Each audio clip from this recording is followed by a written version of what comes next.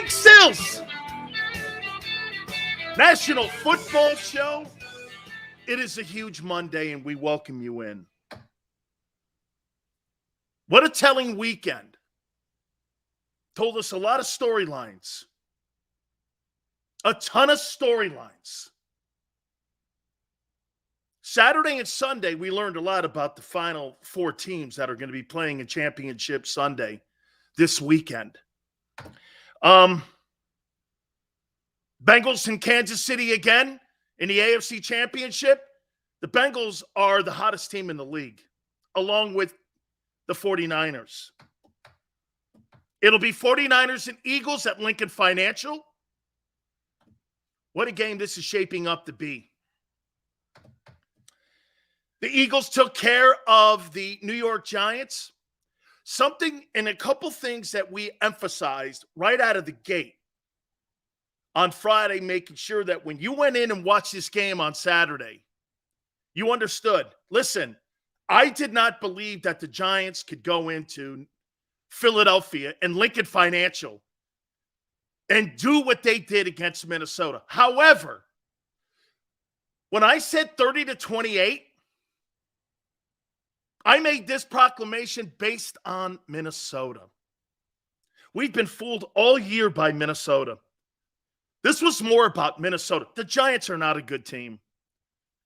The Giants are not a good team. However, it's playoff football. It's a divisional foe, and the Eagles kicked the shit out of them like they weren't a good team. No shade. They beat up a bad team who was exposed Saturday night. And actually, I think it not only exposed the Giants, but it exposed the Minnesota Vikings. The Vikings were completely exposed, both defense and offensively. If that Giant team can beat you in a playoff setting and you're at home, and then the Eagles tear that team apart like that, this was more about both those teams not being very good. And the Giants having a good moment. Okay? However, once again, this is no shade on Philly. They took apart a bad team and exposed them for who they are. Now, some people were on my Twitter page going, Sills, what happened to your boy Josh? Well, Josh Allen did play Joe Burrow in the defending AFC champions. The Eagles played a third team. Let's be fair here. The Giants, the Bengals. Little different. Not giving a off-ramp to Josh Allen. He did not play his best ball. But Josh Allen, Daniel Jones, relax. Relax. Oh, and by the way, Mr. High School, comparing Jalen Hurts to Michael Jordan, you might want to pump the brakes on that, son. Okay? Call him Michael Jordan when he wins the NFL championship. Before you give him kudos for beating a giant, suck-ass team. Seriously. Okay? Let's do some takeaways, though. Let's do some takeaways. Then we'll get into the numbers. The Eagles were great in all places on Saturday night. The defense was exceptional.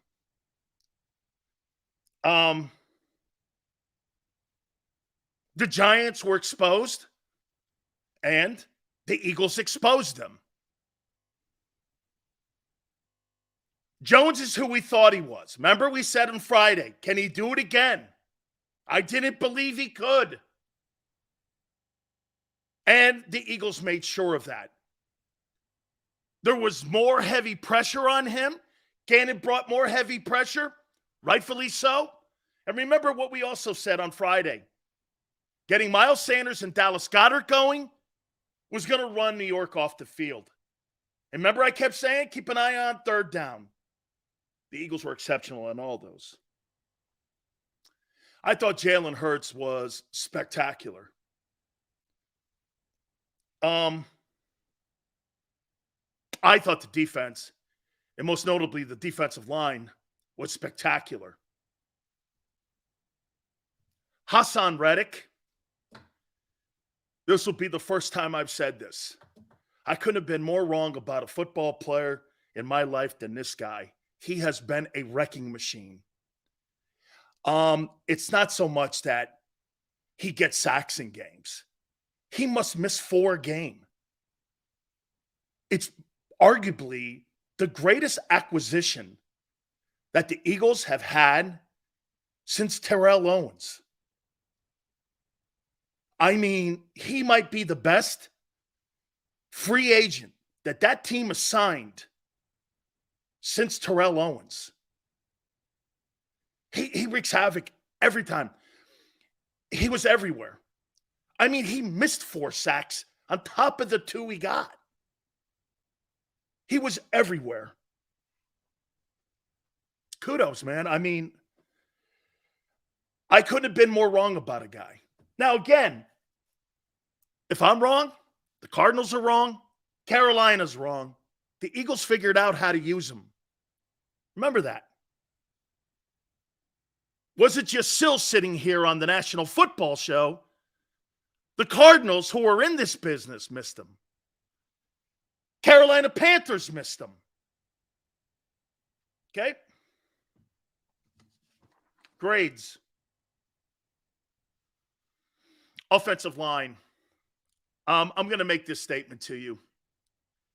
That is the best offensive line that the NFL has seen since the Cowboy line with Emmett. The running game in Miles Sanders was special. Miles Sanders was special. The quarterback was efficient, smart, played exceptionally well. O-line, A. Running game, A. Quarterback, A. Wide receivers did a great job in the blocking game. Blocking downfield. It was a complete team effort against a shitty Giant team. Now remember, it's playoffs. It's playoffs, and they took care of it. They beat them like they were shitty. Good for them. That's exactly what you do. What's this? Coaching. Outside of Mr. High School, an A. Mr. High School needs to rein it in, man. Act like you've been there, guy. The defense. The defensive line, A.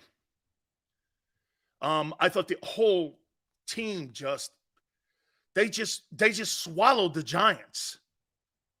They ate them alive. The linebackers did a great job. Barkley and the receivers and all those guys were held at bay. It wasn't a game. The secondary played exceptional. James Bradbury,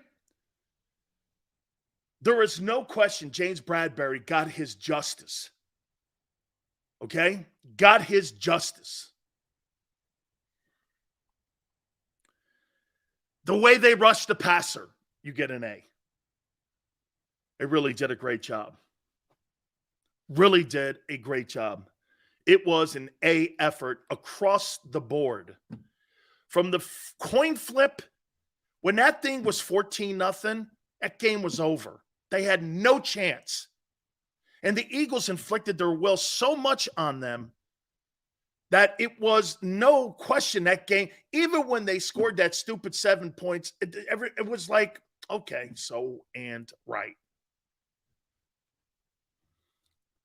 What do you take away from a game like that when you play an inferior opponent and you've got an opponent that's pretty much your equal coming into the NFC Championship game? Nothing really. What you do is you're taking care of business. That's the same team you beat on week 14. Not a very good team. They caught a little fight. Remember, everyone keeps saying the Giants are hot. They were 3-5-1 coming into the postseason. I think they had a hot moment. Okay? A hot moment in Minneapolis. I'm going to get to all your takes here in a minute, I promise. in the end of the day, they took care of Daniel Jones and the New York Giants. Okay? On to the NFC title game against a very good San Francisco 49er team. They're equal, except for one thing. Okay? Except for one thing. I think Jalen is the difference in that game. Hen says, I would have liked more of a challenge. No, you wouldn't. You're in the playoffs. That was a perfect way to put an inferior opponent away. It was 60 minutes of football. By the way, one of the most important things that came out of that game, how great Lane Johnson looked. Of all the question marks going into that ball game, the way Lane played, I'm telling you, I keep giving Trent Williams a lot of love, and rightfully so. Okay, Micah Parsons wanted no part of him. Micah Parsons wanted no part of Trent Williams. But Lane is dominant, man. He is a dominant football player that played exceptional. I'll say this to you. Lane Johnson may be the greatest offensive lineman the Philadelphia Eagles have ever produced. He is a special ball player. The center's right there. And that's the thing with this very gifted O-line. That O-line is gifted. It's a gifted, talented, from the coach on down, man. That offensive line is special. It's Cowboy special, and I mean the Emmett Cowboys, where you're talking about hogs and shit like that. And seasoned dudes. There's all-stars everywhere on that offensive line. There's all-stars everywhere. The two tackles, the guards, the center, the tight end. You got 6 guys on that front that all are as a unit. It's the best offensive line. I mean, if I had to pick 3 lines in the last 50 years of football, and I think they're better than the 17 line. I think they're a more gifted and talented offensive line than your 2017 line. I mean, just exceptional. And even though the Giants the 2 tackles were nullified. They were nullified. And they were playing, Williams and Lawrence were playing good ball coming into that game. Okay? They did an exceptional job. That offensive line. And Miles tenderizing the linebackers and the secondary. Man, those were hard-earned, gaping holes, 5 yards a pop, putting Giant defenders on their backs. Exceptional. Plain out exceptional. Jalen Hurts. Let's go by the numbers here. 16 of 24, 154 yards passing, 2 touchdowns. What does that tell you? You know what that tells you? They kicked their ass so bad, they didn't really have to overperform. That 154 yards passing felt like 454 yards, didn't it? They were all timely plays. They were all timely plays and big chunk yards to keep the sticks moving. I don't really think in any of the RPOs, I don't think he made a bad call in any one of them. I think he ran the perfect RPO game. And I'm going to say this again to you. I'm not sure I've seen a quarterback who was in an RPO system that runs it any better.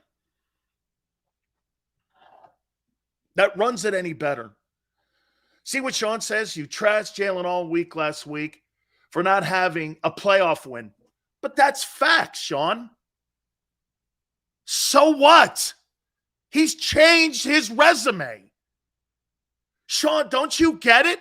He had no resume. He changed it, not me. There's no narrative here. He changed his resume on Saturday with a win. Not me. I don't put an opinion out unless someone is who they are. He's changed it. It's not me changing. Jalen changed. He got a win. Good for him. That's what playoff resumes are for. I told you all last week, legacies are built in the postseason, not by me, by your actions. Big Sil's not, what, dude, once again, mad? I swear to you, I get mad at nothing. I get mad at nothing. But you make it sound like I changed my opinion on something. No, Jalen won a football game. That's what changed. Not me. I have to talk about truth, not what I want to talk about. 38-7. Felt like 68-7.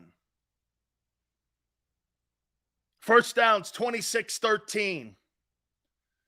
Here's the one of the critical statistics I told you on Friday to keep an eye on. Third down, 10 of 14. Remember, I told you the Eagles are fourth in the NFL in third down. That's exceptional, 10 of 14. One of the critical reasons that you didn't need a lot in the passing game. Held the Giants 5 of 13. DBs and the front sevens showed up. Time of possession. Had the ball a full 11 minutes. More than New York. 69-52. You held the Giants to 52 plays. You're going to kill anybody you're in. Total yards, 416 to 227. And rushing. 268 yards rushing on something like 44 attempts. Perfectly done. Run New York off the board. That's exactly what they did. Remember what I said also on Friday. Run them off the board and run them off the field. Own the time of possession, third down, and run the ball. That's exactly what they did. Goddard was exceptional in the game. There was no question. Exceptional in the game. Gainwell had 12 carries for 112 yards, too, added to that. I thought the whole thing was a great show. They did a great job at putting it together and pushing themselves now into the NFC Championship game. 268 yards rushing is getting back your identity and being a power team. I'll tell you something, man. Having Lane Johnson on that field, you feel the difference. You feel the difference. You feel it. You feel it. He's the heart and soul of that team. He's the heart and soul. Lane Johnson's the heart and soul of that football team. It was a great game, and much respect, Sills, for giving us props. GT, the Giants are not good, and you made them know that. You see, the Giants and a lot of the media people, I fell into it not because of New York, GT. I fell into it because I didn't get a handle, and a good enough handle. Get this. I didn't get a good enough handle on Minnesota. Now I do. Minnesota's frauds. That record they have, would it shock you if that team was 7-10 last year? I don't think so. Would it shock you if they were 7-10? You're like this, man. Okay? 7-10. You're like, and I kept saying, I don't believe New York is going to go into Lincoln Financial on Saturday night and do what they did in Minneapolis to the Eagles. But I still got caught in it, and I went 30-28 Eagles. Even Merrill Reese during the broadcast thought it'd be closer. But see, here's the thing. It's not shade on Philly. When I say you beat up a shitty team, the Giants didn't feel that way coming in. But you made them realize that when they got on the bus to go to the airport, they knew it. Man, we're nowhere near this. We got a long way to go in the offseason. You made the Giants realize how much work they need in the offseason to get into a conversation with you guys. Okay? When you walk off the field as a member of the New York Giants, okay, when you walk, you must have walked off going, God dang, there's not a weakness on that Eagle team, especially when everybody's hitting on all. And I'll tell you this, they looked healthy. That was another key that I wanted to see. Hurts looked healthy. Lane played exceptional football injured. Boy, I'll tell you. I give him a ton of accolades, man. Man, Lane Johnson's a great ball player. You know, you have very few ball players sometimes in your organization's history that you could circle back and just go like this. This guy's exceptional. Lane Johnson's the greatest offensive lineman in the history of the Philadelphia Eagles. And I could say that with complete ease. He's the best. He's the best. I mean, he's a first ballot Hall of Fame guy. And get this, man. He's doing this all from the right tackle position. Always considered the lesser of the two. Shit. That's the power position on the Eagle offense for some reason. It's not Mulata. Mulata's actually tackle number 2. And he ain't bad. I thought he had an exceptional game as well. Dude, that line is to be revered. I pray to God how we can keep that thing. Yes. Now, I think Lane's better than Kelsey and Peters. I do. Yes. And I think Jason Peters is a Hall of Fame player. Okay? I think Jason Peters is a Hall of Fame football player, and I think he's going into Canton too. Lane's better. Okay? Lane's exceptional. It's exceptional. And the way he moved in that game, you could never tell this guy's got a very significant injury. And again, I want to circle back on Hassan. Wow. He's a force. You know, guys, I can't think of anybody in pro football history at 6'1", 230 that gets around the horn like him. I can't think of one. I tried to think of Terrell Suggs. Suggs was like 255 and 6'2". And TJ Watt is 6'4". This guy's 6'1". I'm trying. I don't know if there's ever been. He's like a Swiss Army knife. I'm not sure I've ever seen a guy at 6'1", 230 rush the passer like that. And dude, his motor. I don't know, man. It was since when they got Sue and Joseph, he's been a different ball player. He's been a different ball player. Just a different player, man. Man. And he gets after the guy. He must have missed. Daniel Jones got away with his life. I mean, there must have been 3 or 4 other times he could have had 4 sacks. Good grief. And by the way, you know, some of you, when you were saying Sills, he outplayed Michael Parsons this year. You're right. This guy should have finished second in the Defensive Player of the Year award. He should have. He should have finished second. I don't think there's another defensive football player in the NFL this year that has had a more impactful year. And you know what's crazy about it?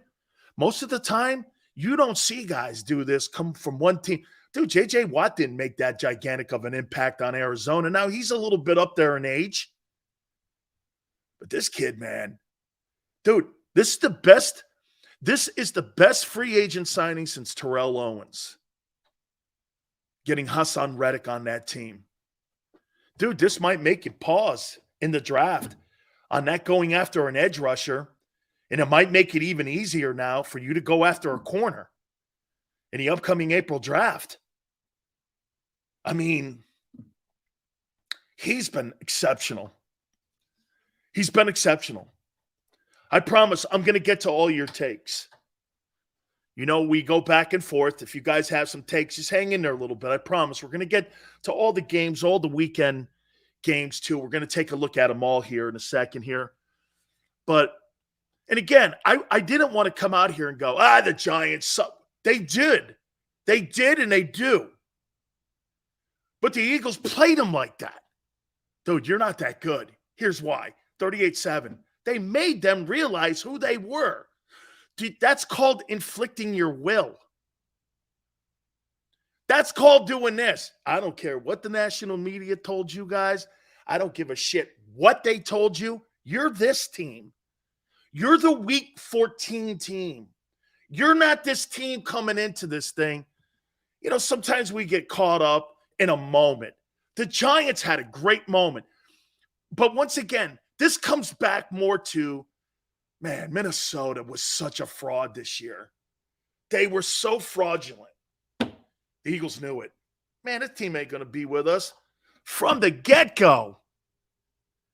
From the get-go. Seriously, when they went down the field, the Eagles, in the first drive of the game, I went, man, this thing's over.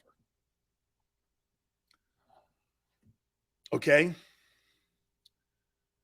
This thing's over. And they put it to him. They put it to him. Exceptional. Jalen Hurts now. Sirianni once again letting his high school emotions get carried away. I don't like coaches like that. And don't give me shit about being genuine. Whatever, dude. Most of the great coaches keep their poise and keep their composure for a reason. Let the players be emotional. You want your players emotional. I don't need my coach being a cheerleader, Mr. High School. Okay? Act like you've been there, guy. You look like a child. Okay? You look like a child. A child. You got an exceptional team. Act like it. He's Michael Jordan. I mean, dude, he's not Michael Jordan. Let him win a championship. Then you can make your comparisons to Michael Jordan. You beat the Giants. Relax. Okay? This is nothing on Jalen. It's about Mr. High School. Mr. High School. Guy looks like a dope when he does that. I didn't think it was, well, you know, he's redeemed. You know, it's his quality. He looks like a high school cheerleader when he does that. Those guys don't need to be motivated. They get motivated every Tuesday when their paycheck hits their bank account. And when you get a win. Relax. I thought Jalen was great in the ball game. I thought he handled himself well. I thought he slid well. I thought he did everything to protect himself.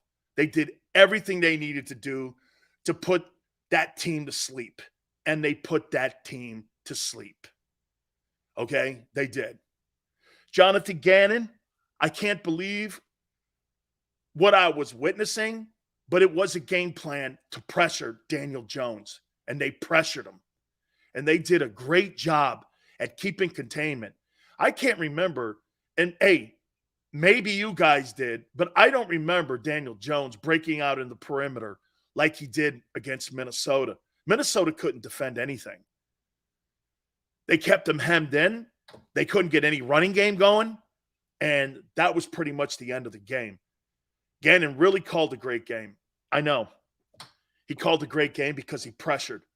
He played press coverage on those wide receivers. They couldn't get off the line of scrimmage, and they brought games on the perimeter. They pass rushed exceptionally well. They had no chance. The Giants were fighting a football team. They were fighting a football team with one hand tied behind their back. That's what it looked like. And the Giants had no answers. All right. Let's go on to this topic here. And by the way, I want to say this also about Hurts. Remember last week I said Jalen Hurts needed a Philly moment. That's a Philly moment. That's a Philly moment for him. That's his best moment as a ball player in Philadelphia, winning that playoff game. 1 down, 2 to go. This is what legacies are built. This is when your place in Philadelphia sports history will be cemented. 1 down, 2 to go. You climbed 1 hurdle. Now you've got another hurdle. It's called the San Francisco 49ers. Okay? That's what I call a Philly moment. Big-time playoff win. Exceptional effort. Putting the Giants away. Hey, Sills, watch this. If I were an Eagle fan or I were the Eagles and I'm sitting there going, the Giants aren't good, the Eagles should say this to me. I know. That's why we killed them. Right. That's not a slap. That's taking care of business. Okay? Taking care of business. Okay? See Richie here? This is what Richie says. Who do the Bills play next week? You're like, dude, I don't think Josh Allen losing to Joe Burrow, who was in the Super Bowl last year in the AFC Champions, compares to anything you played on Saturday. You played a shit bag Giant team. Buffalo was 14-3 going into that game. You played an overrated football team. And you put them away. No comparison. Watch this. Joe Burrow beat Josh Allen. Okay?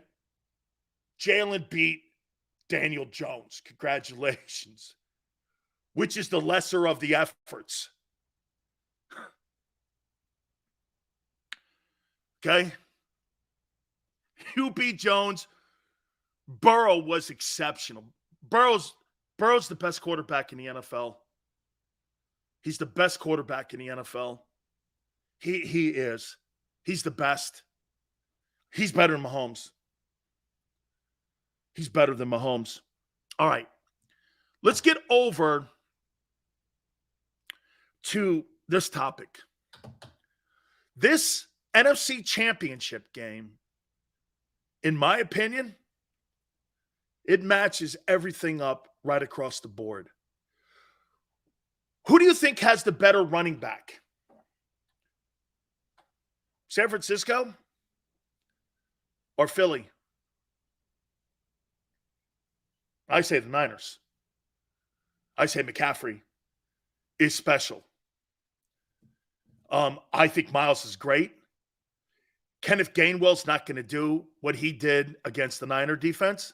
That's not going to happen. You're not going to run the ball for 268 yards on the Niners. And the Niners aren't going to do that also to the Eagles. Where is the difference? Wide receivers. Debo is AJ. The other kid on the other side of the 49ers. I don't believe he's Devontae. I think Kittle and Goddard are the same. Trent Williams and Lane are the same. Kelsey, I do believe the Eagles have the better O-line. And that's saying something because I think that O-line in San Francisco is a superior O-line. It's just not the Philadelphia Eagles O-line. Okay? So everything pretty much right across the board. I'm going to get to the quarterbacks at the end here. The defense. I think the 49ers have more stars than the Philadelphia Eagles. However, as a unit,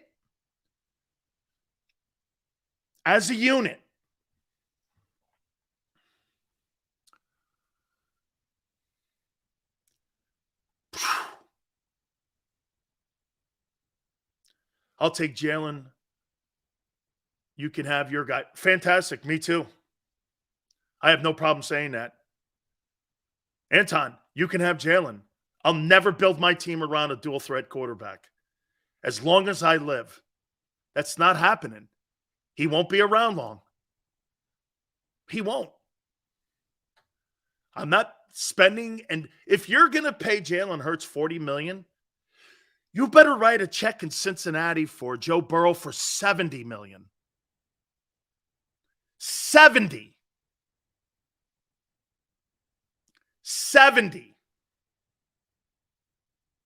Okay? The linebacking core in San Francisco superior to the Eagles.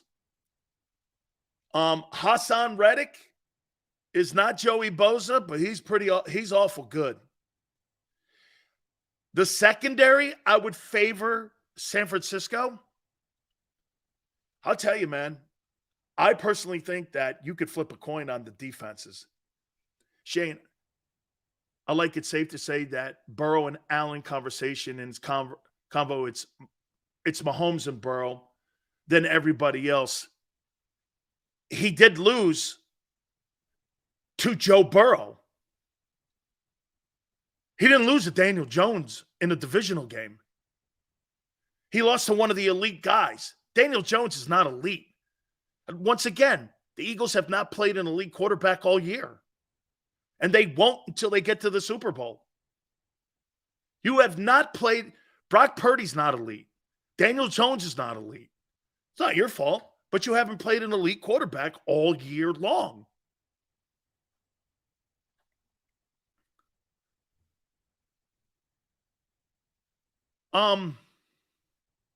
Sure, Aaron Rodgers.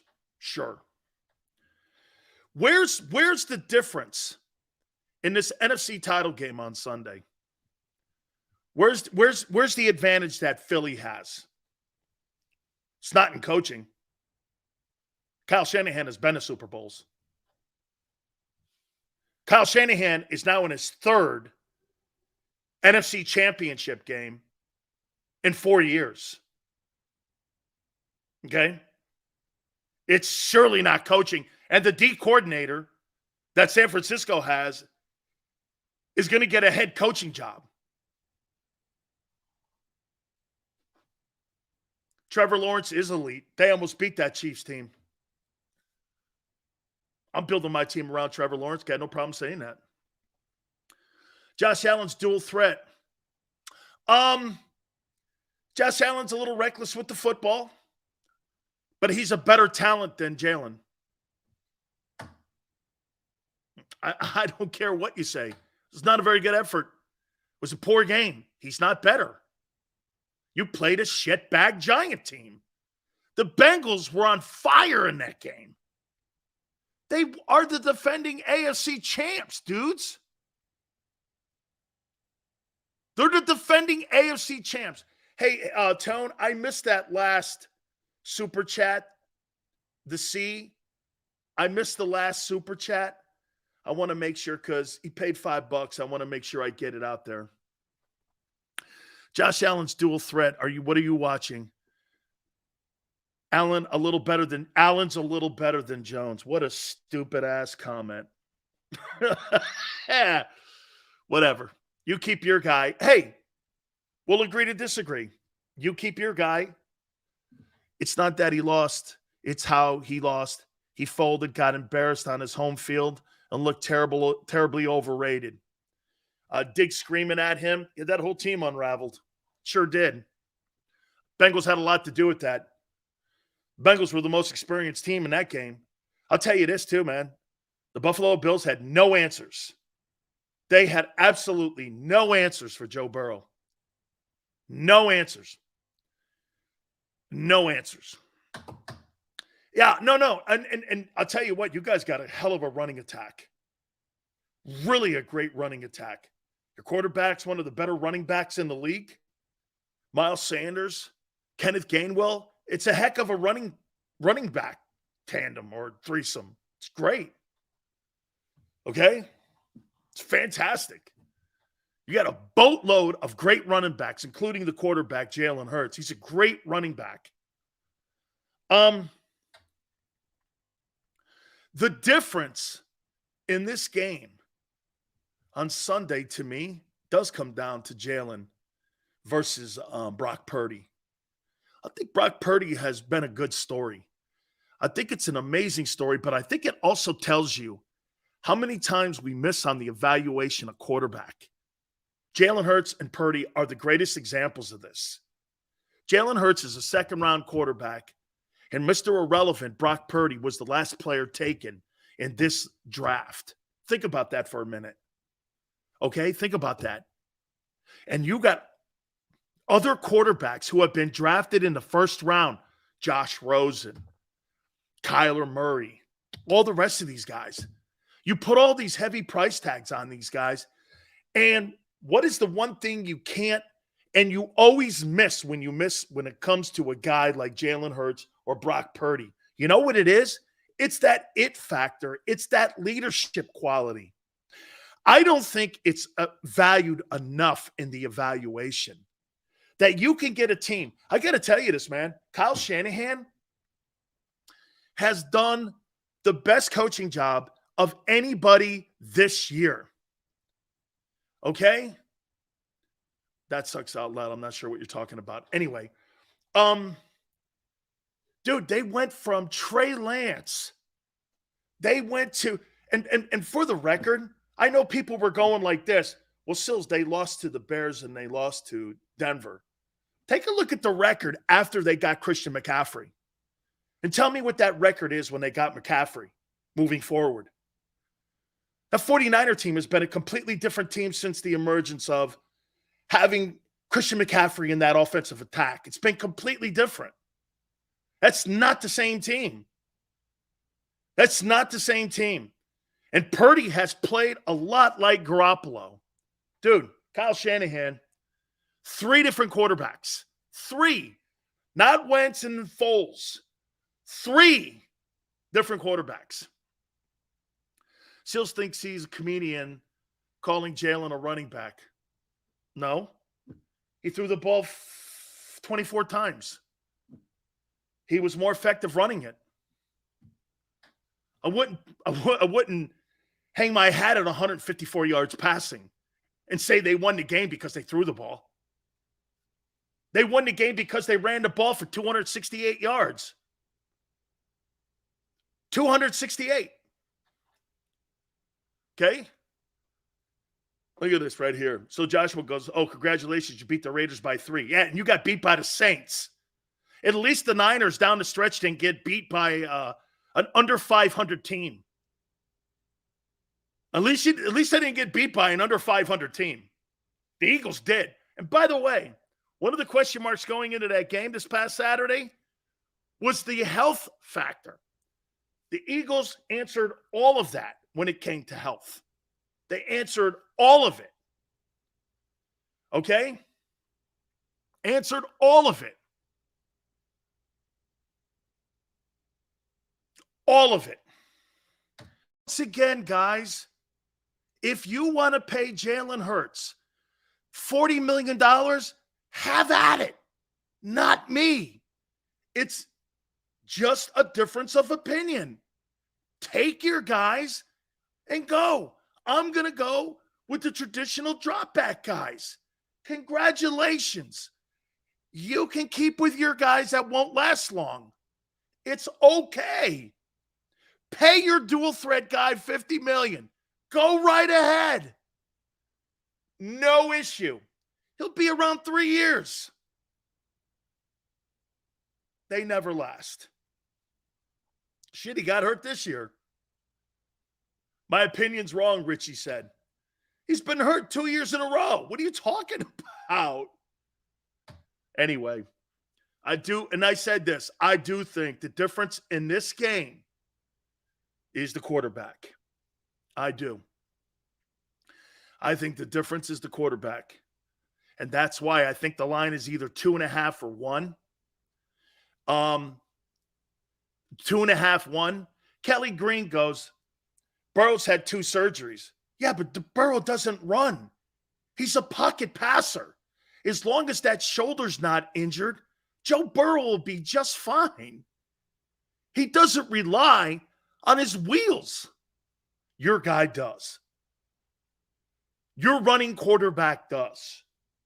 268 on the ground is exceptional. 268. Wow. It's the most rushing attempts since 1939 or 49 or whatever it was.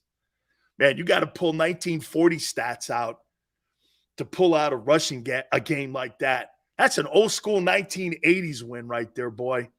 44 rushing attempts. Man, that's like old school, like 3 yards in a cloud of dust kind of stuff. Really entertaining ball. I'm sure the owner up there is going 44 attempts running the ball. And these other guys are throwing it like Burrow's throwing it in the snow. Burrow, how many times did Tone, tell me how many passes Joe Burrow had in a blizzard. I mean, he must have threw the ball 40 times in that thing. It was a blizzard. It's just a matter of time before Burrow. You mean it's just a matter of time before your boy gets hurt? Dual threat always does. 36 attempts? That's a little lower than I thought. They ran the ball well against Buffalo, too. 3 yards in a cloud of dust, man. That's that high-powered. Allen threw it 42 times. They got to get him a running back, dog, and he's got to protect the ball better. Buffalo needs a back. Miles Sanders would fit perfect up there. Okay? Perfect. Burrow was special. What a special player. Special. We'll take a look. Hey, divisional rounds are set. Oh, yeah, I gotta do the tier quarterbacks too. This came from Bledsoe, the top tier quarterbacks, tier 1 and tier 2. This comes from Bledsoe, and the rankings. This is from the National Football League too, on who the tier 1 and tier 2 quarterbacks are. You think Jalen's a tier 1 quarterback in the NFL eyes? Do you think? Be very interested. I thought the Jags are going to be a football team that's going to be around a long time. They're going to be around a long time. We'll get to that. Let's get to some of your takes over here, right? Hurts still winning games, so the hate doesn't equate. What hate? I have no hate. I picked you guys to get to the Super Bowl. What hate? I'm not hating on him. You keep a dual threat guy. I don't go there. That's all. We agree to disagree, my friend. Sills, since your Super Bowl pick of the Bills was wrong, who do you have winning it now? I have to think about more now. I do. I'll have to think about it. Let's see. Sills broke up with Josh Allen for Burrow now. No. I'd still take Josh Allen. Josh Allen's the third best quarterback in the league.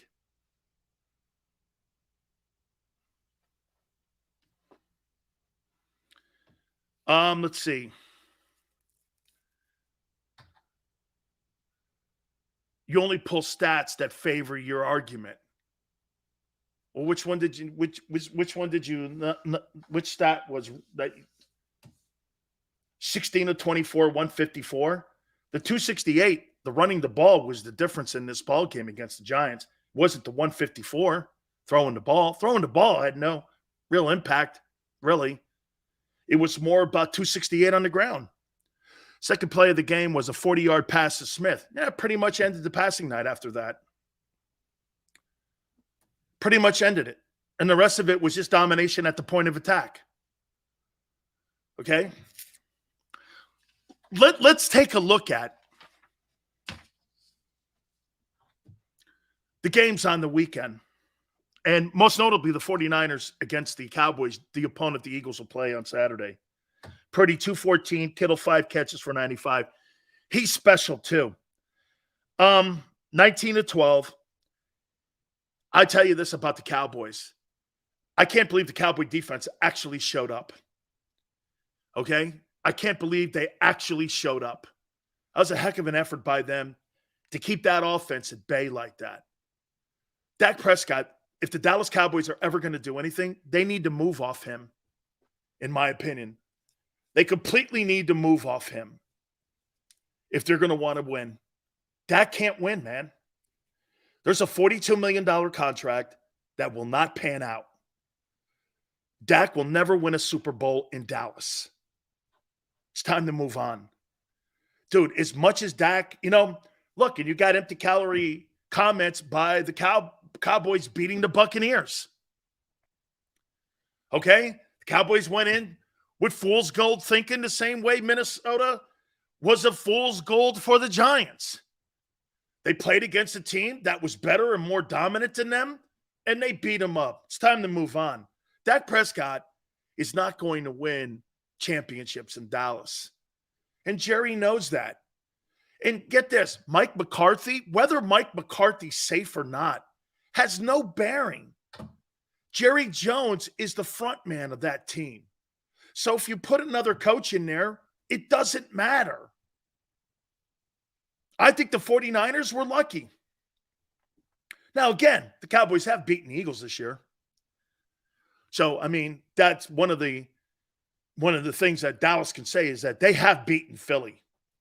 And Philly can't go like this. Well, that was without Jalen. Well, you beat the Cowboys without Dak, too. That's a fact. Okay? You didn't beat that team. You have not beaten Dak, really. Dak's like 8-1 versus Philly. Okay? So you beat Cooper Rush. And again, Dallas can't sit around crowing around too going, well, we beat the Eagles. Well, you know what? They had Gardner Minshew in the room.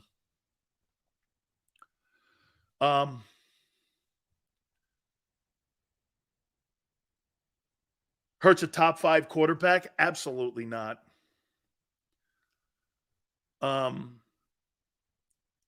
do you feel about no. Give Dak an extension. Dude, time to move on. Time to move on from Dak Prescott.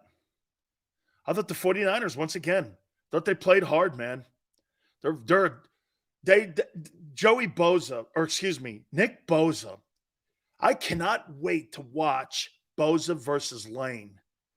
That is going to be an epic battle. I cannot wait to watch this. I cannot wait to watch this. Cannot wait to watch it. I think it's going to be exceptional. Bengals dominated the Bills in that ball game. Bro, 242. They had no answers for him. Mixon 105 on the ground. Boys, he turned out to be a superstar. The Jags and Chiefs. Mahomes now. Here's one thing I'll say about Patrick Mahomes playing this weekend against the Bengals in the AFC Championship game. One thing is for sure. Okay? Patrick Mahomes is going to play hurt. Lamar Jackson would never. Lamar Jackson would never. That's a shame. There's the difference right there in the two guys. Patrick's playing. He's playing in the AFC title game. Lamar's not. He's making a business decision. Put a brace on and let's go. Not him. Dual threat. Not him. Dual threat. What happened to that guy? Tone's right. Well, Tone brings up one of the most important things about Lamar. One guy has his money, the other guy doesn't. Should have took care of your business then in the offseason. And that's on both parties. That's on both parties. You put business ahead of team. Both the Ravens and the player. The Ravens and the player put business ahead of the team. And you got what you deserved. Okay? Both of you got what you deserve. You both got what you deserve. Well, one guy's got his money. Tone's correct. The other guy doesn't. Well, that's on both the Ravens and Steve Biscotti and Lamar Jackson. You put business over your teammates, and you having to put stiffs out there and play is on both of you. You should both be ashamed. And that's why, again, Both of you are at fault here when you're playing lesser players. They created an absolute dumpster fire in Baltimore with that whole decision. It was a dumpster fire. They created that. A complete dumpster fire. And that's where you are. Baltimore will never be in a position of championship with Lamar Jackson. You're just not. He misses too many games. There's too many business decisions that are being made. And in my opinion, I think that ship has sailed. Now they want to try to get together and they want to try to whatever, dude. I'm over it. I'm over it. And if Cincinnati's smart, start addressing this and start addressing if the hey, by the way, D, thank you. By the way, Arthur, so like Huck, are you guys feeling good? Hey, Yale, is everybody feeling good about Jalen? How come the Eagles don't come out and go, this guy here, man, he's calling him Michael Jordan, but yet, you know what they won't say? Whether or not he's the quarterback of the future or that they've started contract negotiations with him. Everyone else that was in that 2020 draft, even the Chargers came out and said this, no, because somebody in the LA media asked Tom Telesco, have you started contract conversations with Justin Herbert?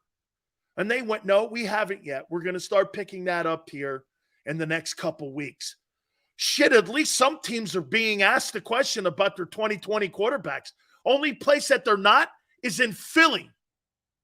Why? He had a Philly moment. The kid wins a playoff game.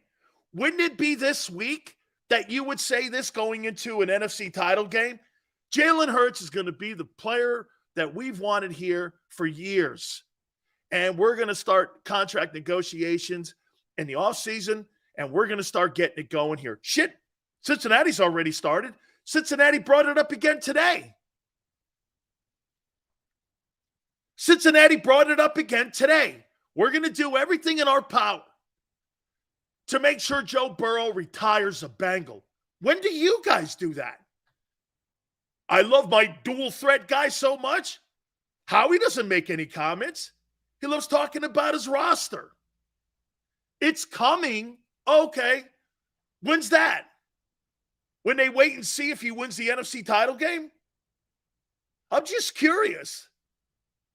Yale goes, let's see how it plays out. Yale, Justin Herbert, they addressed it in Los Angeles on Friday.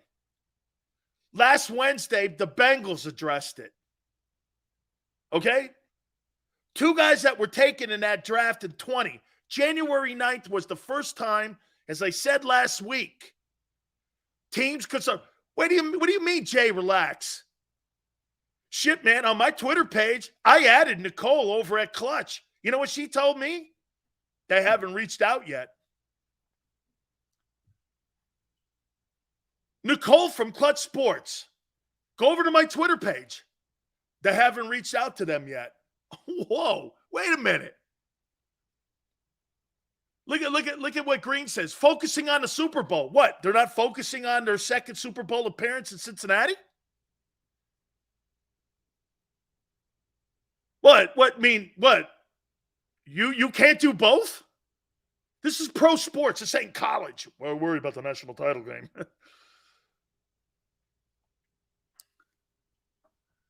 Not running out of stuff. Wait a minute. When are you going to address this? Or are you going to wait till the offseason? Hey, at least the Chargers went like this. No, we haven't. At least somebody had the balls to ask them. At least somebody asked them the question. Eagle goes, you're not making any sense. Okay, I'll make it very clear to you. On January 9th, when the calendar turned, every quarterback, are you following me, Eagle? Just in case you're not. Every player that was a player drafted that was a quarterback in the 2020 draft, you could begin negotiations if you have a year remaining on your contract from your rookie contract where you could begin negotiations. Okay? All right? Anton goes, Nicole Lynn already tweeted about a Brinks truck. That doesn't mean the Eagles have contacted her because she put a picture up. That's her opinion on what it's going to cost the Eagles. It's a Brinks truck. Get ready. Hey, Tone, this going to get a little bumpy. I hope he wins the Super Bowl. I can't wait to see the Eagles and what they're going to pay this guy. I cannot wait. Holy cow. I cannot wait to see what they're going to pay this guy. Holy cow. Has the media done their job and asked the... No. They haven't in Philly. No one's asked it. They asked it in Los Angeles. They asked it in Cincinnati. But they haven't asked it with Hurts yet.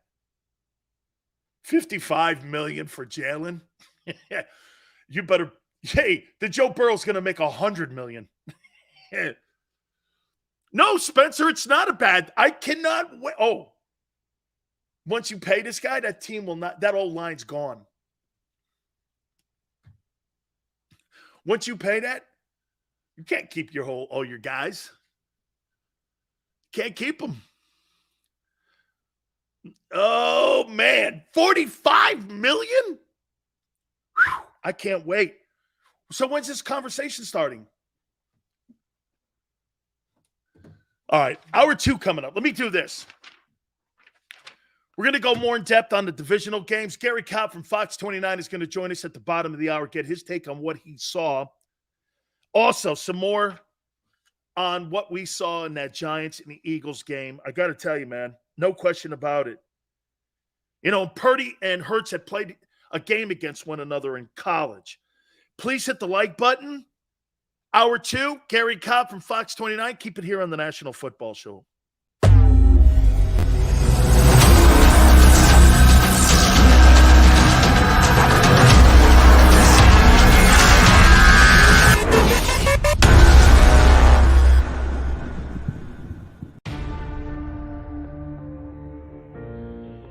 When it comes to the fight against insurance companies, large corporations, and the healthcare industry, injured victims are always the underdog. But that doesn't worry us. At Messa & Associates, we're an injury law firm from Philadelphia, and we come to fight. Our clients know that they've got representation with a chip on its shoulder, and it's the same chip that makes Philly the toughest city in the country. Call 215-568-3500 or visit us online at messalaw.com. Messa & Associates, the toughest injury firm in Philadelphia.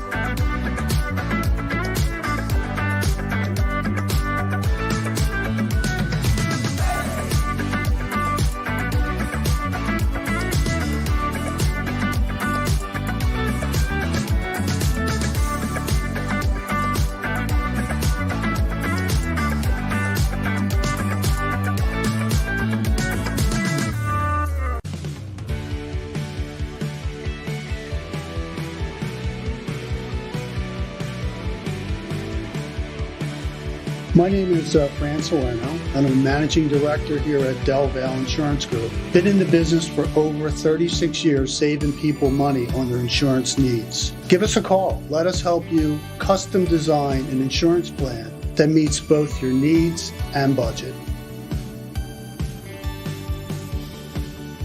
Since 1977, it's always been about you, the community, at Rafferty Subaru.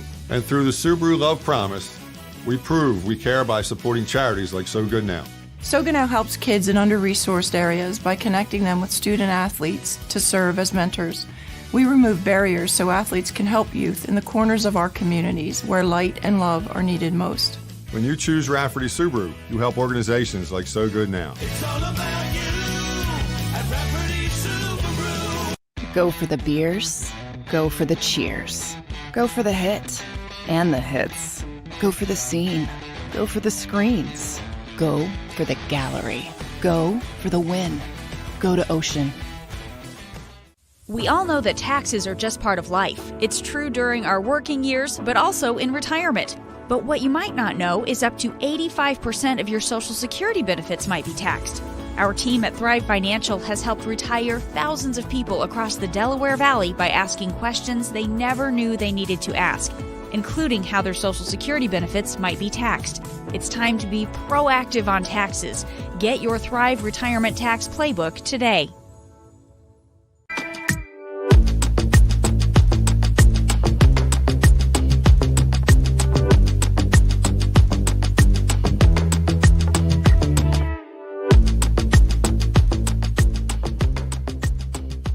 Game Show with Seth Joyner. I knew that they had a running game. Derek Gunn. He has put in the effort. Devin Caney. Had we not won the Super Bowl, what would we be saying? And Mike Missinelli. Well, you know who Philly is. Post game, now streaming on the 6ABC family of apps.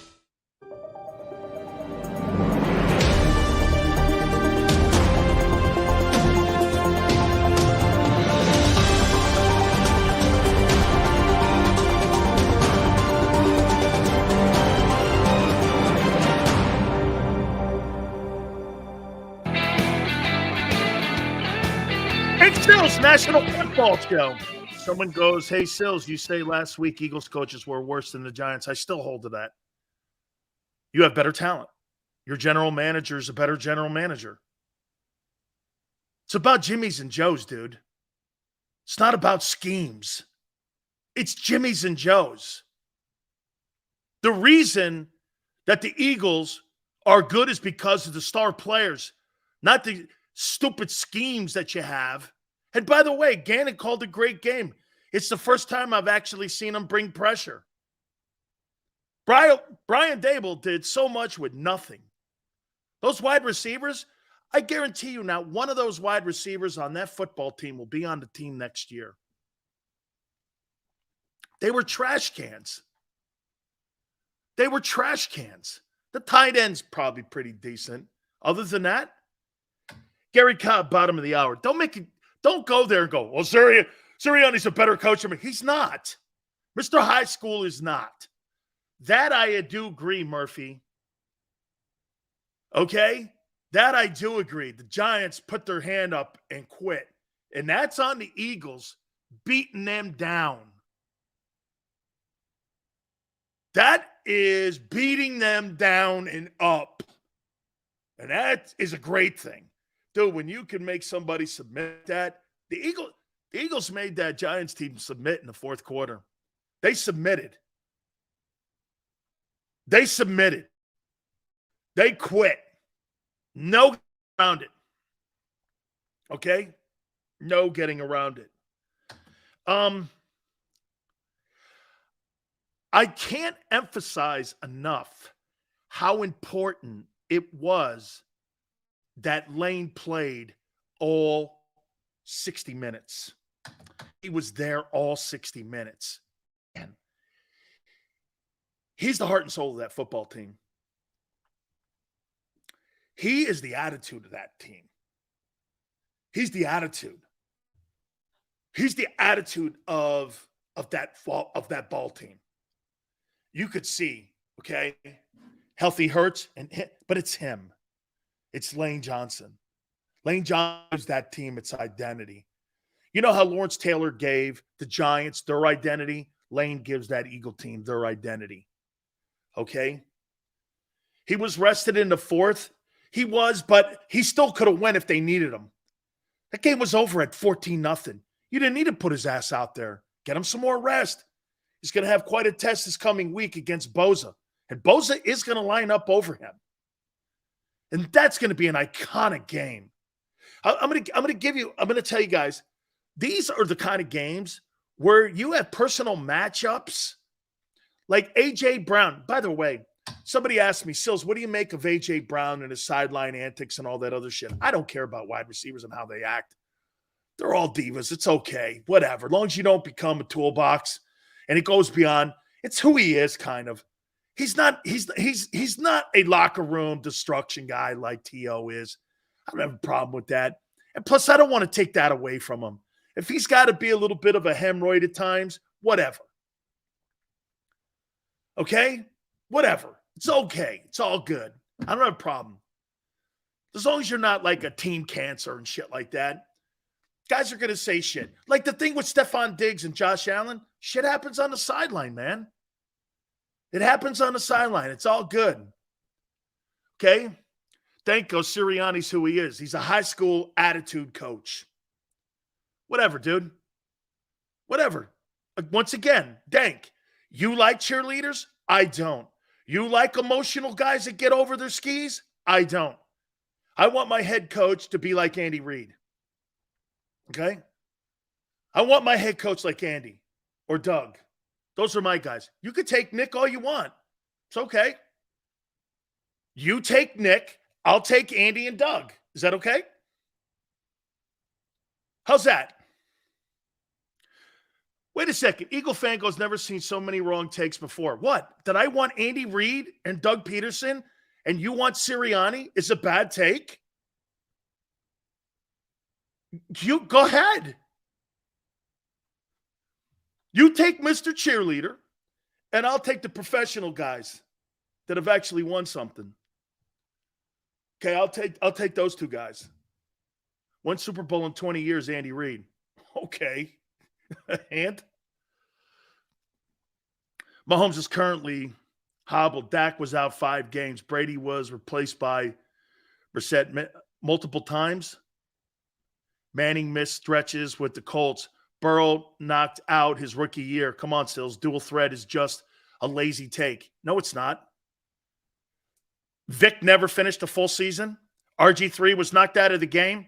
Lamar Jackson hasn't finished a regular season in the last 3 years. And Kyler Murray just got hurt.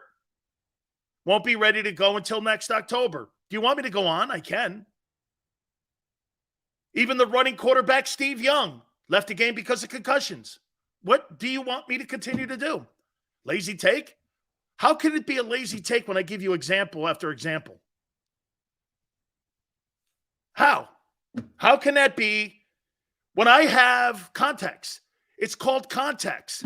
Dual threat quarterback. Your quarterback in the last 2 years has missed ball games. You think he's getting healthier? Seriously.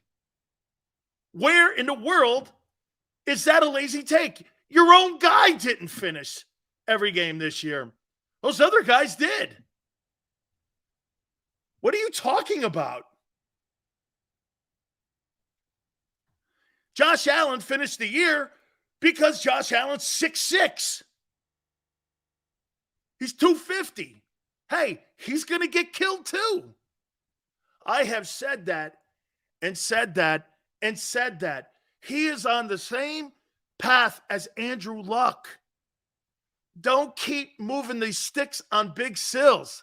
I never said he had a long career. That guy's not playing 7 years with that style of ball. That's a fact.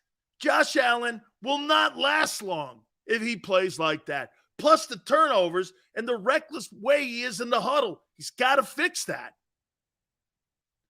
I don't give a shit if Jalen, get this. This guy just goes, Jalen squats 600 pounds. And Peyton Manning and Tom Brady couldn't jump over a stack of nickels. How does that matter? How does that matter? Trexler goes, nobody can stop dual threat. Oh, with a knee injury, you can. Because they stopped themselves.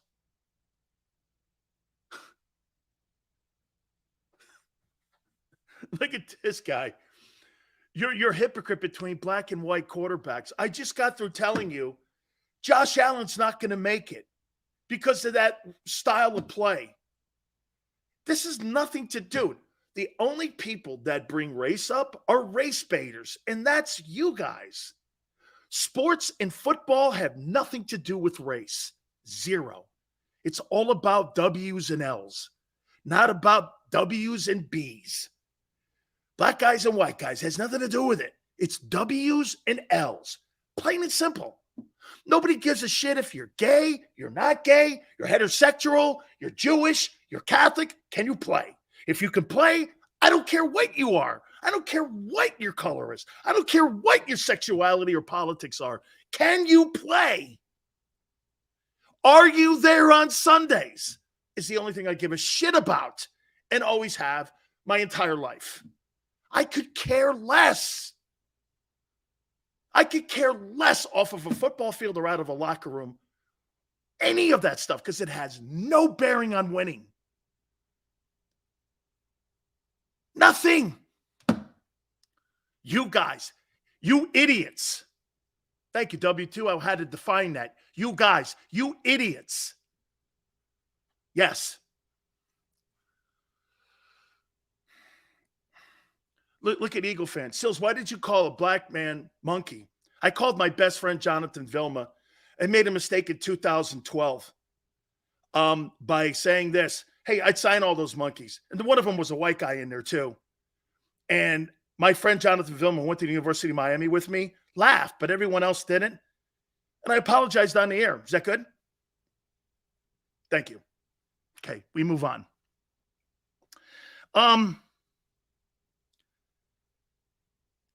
This is going to be a football game. Get this, guys. This game on Sunday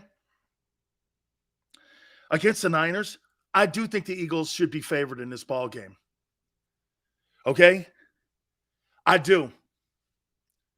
Look at Eagle fan. A mistake? Hey, Eagle fan, do you know me? Don't pretend. Let's see. Yes, East Camden. Thank you. Let's see here. The Eagles should be favored Sunday. They should be. Because of the quarterback. The coaching favors San Francisco. San Francisco has more star players. Who has the better roster? Who has the better, which is Debo better than, if you had to pick, hey, Tone, Debo Samuel or A.J. Brown? Who do you take?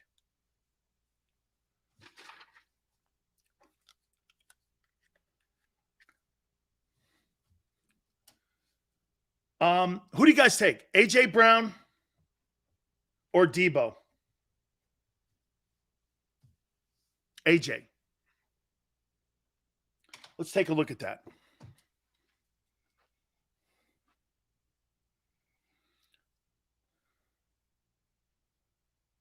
Let's take a look at that. AJ's better than Debo? I don't know. AJ's better than Debo Samuel stats.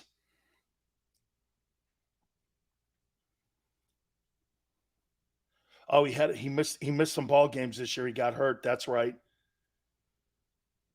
He missed some ball games. But in the playoffs so far, didn't have a lot there. Then again, AJ didn't do a lot. Tone, who do you got here? Debo is more versatile with his running ability. They are both the same from a receiving perspective to me. I think AJ is a better pure receiver. The better player is Debo Samuel. The better receiver is AJ. I know it sounds like I want my cake and eat it at the same time, right? Is that fair? Ron says Debo's a gadget receiver. AJ's pure. Ron, I think that's kind of what we're saying, right? That AJ's the better wide receiver, but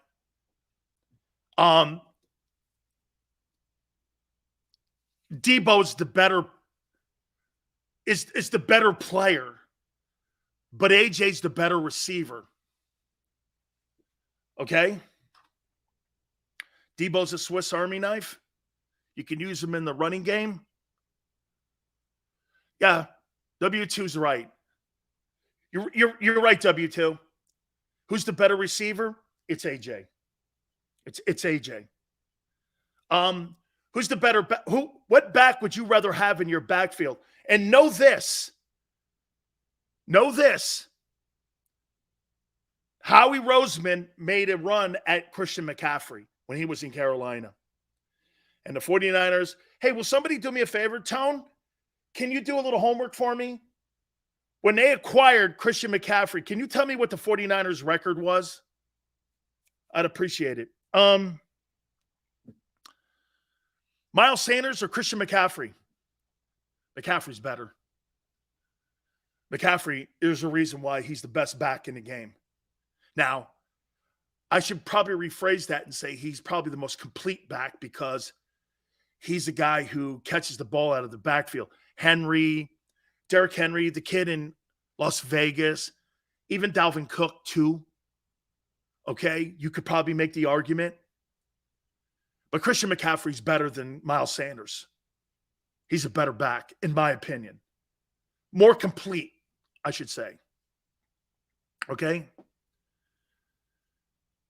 I redefined it, Des. Henry's a better in-between the tackle runner. But I'm going to say again one more time here. In my opinion, okay, Christian McCaffrey is the best. Him and Alvin Kamara, those kind of backs, I think those are the kind of guys that you need today in the NFL to move your sticks. And that's why the Eagles went after Christian McCaffrey. Listen to what Tone said. Okay. The 49ers were 3-4 before getting Christian McCaffrey. So let's just put it there after that. Okay, they won.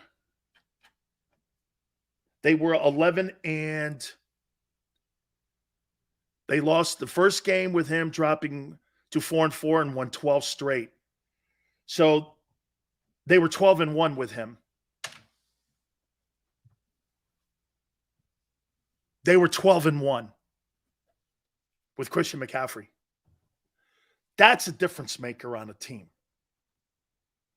12-1. McCaffrey completely redesigned and gave that team a complete facelift. Wow. Fully healthy without any issues. Give me CMC over Miles Sanders easily. Can you imagine Christian McCaffrey playing in Philadelphia with that old line? You couldn't defend him. With Hurts, wow. If the Eagles had landed him, that thing would be a juggernaut. If they had landed McCaffrey, Howie didn't want to give up the King's ransom that San Francisco got from, had to give up. San Francisco gave up a lot of picks to get his ass up there. Howie didn't want to surrender all that. Makes me think Howie's going to go into the draft and draft a running back. Okay? But McCaffrey, dude, the team's 12-1 with Christian McCaffrey. Shit, man. That's insanity. That's insane great. The Eagles would be unguardable with McCaffrey. That's what my boy Tone says. Tone, I see why Howie wanted him. If they would have got him, you couldn't stop them. Wow. He is a special ball player. Okay, let's go here. George Kittle versus Dallas Goedert. Kittle had some injuries early on, right? By the way, Gary Cobb, bottom of the hour, coming up with us. George Kittle stats.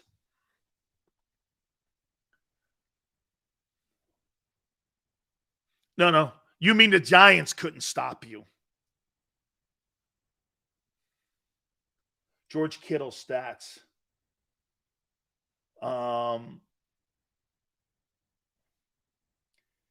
Kittle had 60 catches, 765, and 11 touchdowns. I thought that number should be higher. Yeah, Fly. You know what? Goddard. Yeah, Ron.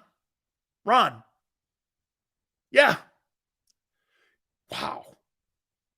Dallas Goedert's better than George Kittle. Yeah. Man. Dude, Dallas Goedert's making a fucking change. He's making a giant name. Dude, he is the most impressive guy in that huddle outside the quarterback. He is the most impressive player maybe on that team is Dallas Goedert. Dallas Goedert is – you're right, man. Kittle's kind of – I was shocked. I thought he missed a ton of ball. He played in 15 ball games. And if Dallas Goedert had played in 15 ball games, he'd have had 1,100 yards. He'd have had 1,100 yards, right? How he gets such a steal on Dallas. Philiopolis, amen, man. Dude, that guy – Dallas Goedert's my favorite tight end. I'll take him over Travis Kelce. Kelce's got better hands. How about this? And they throw the ball, and plus they have Andy Reid. Dallas Goedert in that Kansas City offense, I think he would do the same. Hey, is this fair? If Dallas Goedert were in that Kansas City, if he was in that Kansas City offense with Andy, don't you think he'd be doing the same thing as Travis Kelce? Okay, right? Maurice, yes, you're right. That division, Atlanta, I mean, who the hell do the 49ers play? Atlanta, the Rams? Maurice, I could say the same thing about your schedule. What elite team did you play this year? The Cowboys? Sure it wasn't Minnesota. What was the elite team? Philiopolis goes, he'd have 1,500 yards. I agree. With Andy calling the plays and Mahomes and not taking anything away from Jalen, they just throw the ball more in Kansas City. Okay? By the way, you know the one thing that Kansas City can't do, that Philly do? This is where you may have the advantage in a Super Bowl. Man, there is absolutely no way on the planet Kansas City. Now, wait a minute. Kansas City ran the ball for 200 yards on you guys a year ago. Now, this is a different team. I get it. But they did run the ball on you for 200 yards last year. It's a different ball team. I completely agree. But the one thing that Philly can do is they can go 268 on the ground and pop up a 40-yard pass down the sideline to AJ. Okay? Kansas City can't do that. I don't think they can. The 49ers have not flown past Arizona since November 21st. That's a great take right there. I think that shit matters, and that's why they're probably healthy and they haven't flown very far. That's a pretty good take. I think that's a factor. Dallas had every opportunity to win that game yesterday. Chris, amen, man. The shitty play calling, situational play calling. I couldn't tell you what the name of that play was at the end of the game. I had no idea. Seals, the NFC East had 3 teams in the playoffs. Agreed, Maurice. Compared to the NFC West, now you had the defending Super Bowl champions, but they were a hollow shell of themselves compared to what they were. I think that team didn't want to play this year. Okay? I think they didn't want to play. Last time they came east was October 16th, and they lost to the Falcons with Jimmy G at quarterback. Again, though, Philiopolis, since McCaffrey, they're 12-1. They're 12-1 since they acquired McCaffrey. It's a completely different team. Okay? Tone goes, that's a really great take. The Niners had a dogfight with Dallas and now have to fly to Philly. That's a tough task. It really is. Philiopolis, that's a great take. It's a great take. Okay, that they haven't had to fly around a lot of places. And believe me, man, when you're flying around like that, it is a pain in the ass. And when you play in a game the way that the Cowboys did, a 19-12 nail-biter, and you're playing your ass off for 60 minutes, and then you got to get on an airplane and play another physical game, I'll tell you something that's going to be interesting to watch in this ball game against the 49ers for the Eagles. If the Niners have any gas left, do you have any gas left? Because the way that the Eagles look like it was, hey, do we agree with this? The Eagles look like they had the same energy that they had against Detroit in week 1. Or better yet, that thing looked like when they took apart Minnesota. What was that, the third game or it was the second game? When the Eagles took apart the Vikings in game 2, it felt like that, right? It felt like the energy had been put back into the building. Sydney goes, is it cold in Philly, assuming Cali's warm? It's been kind of chilly, but dude, I'm from the East Coast. It ain't East Coast chilly. That's going to be cold to the boys. But as long as it's not anything like we saw up in Buffalo with the Bengal game, and it's not a snowstorm, that's not going to be a factor. The traveling will. Like if I was Kyle Shanahan, I'd come east and have my team in the Philly area Wednesday. I'd have them here Wednesday, practicing outside, playing outside, getting acclimated to the time. I don't want to show up on a Saturday. I want to get out here, and I would come ahead of time. I would come ahead of time, like Wednesday. Get in the morning, get out, have a walkthrough, start getting your clock. Yeah, I'll tell you a trick. If you play on the West Coast, don't reset your clock. Keep everything until the game on your normal clock. I think it's easier going from west to east than east to west, because you have to go back in time. You go forward in time. I always found it easier going from west to east than east to west. You're still going to have to get on a bus, and you're still going to have to get on an airplane, and it's still going to be a headache here.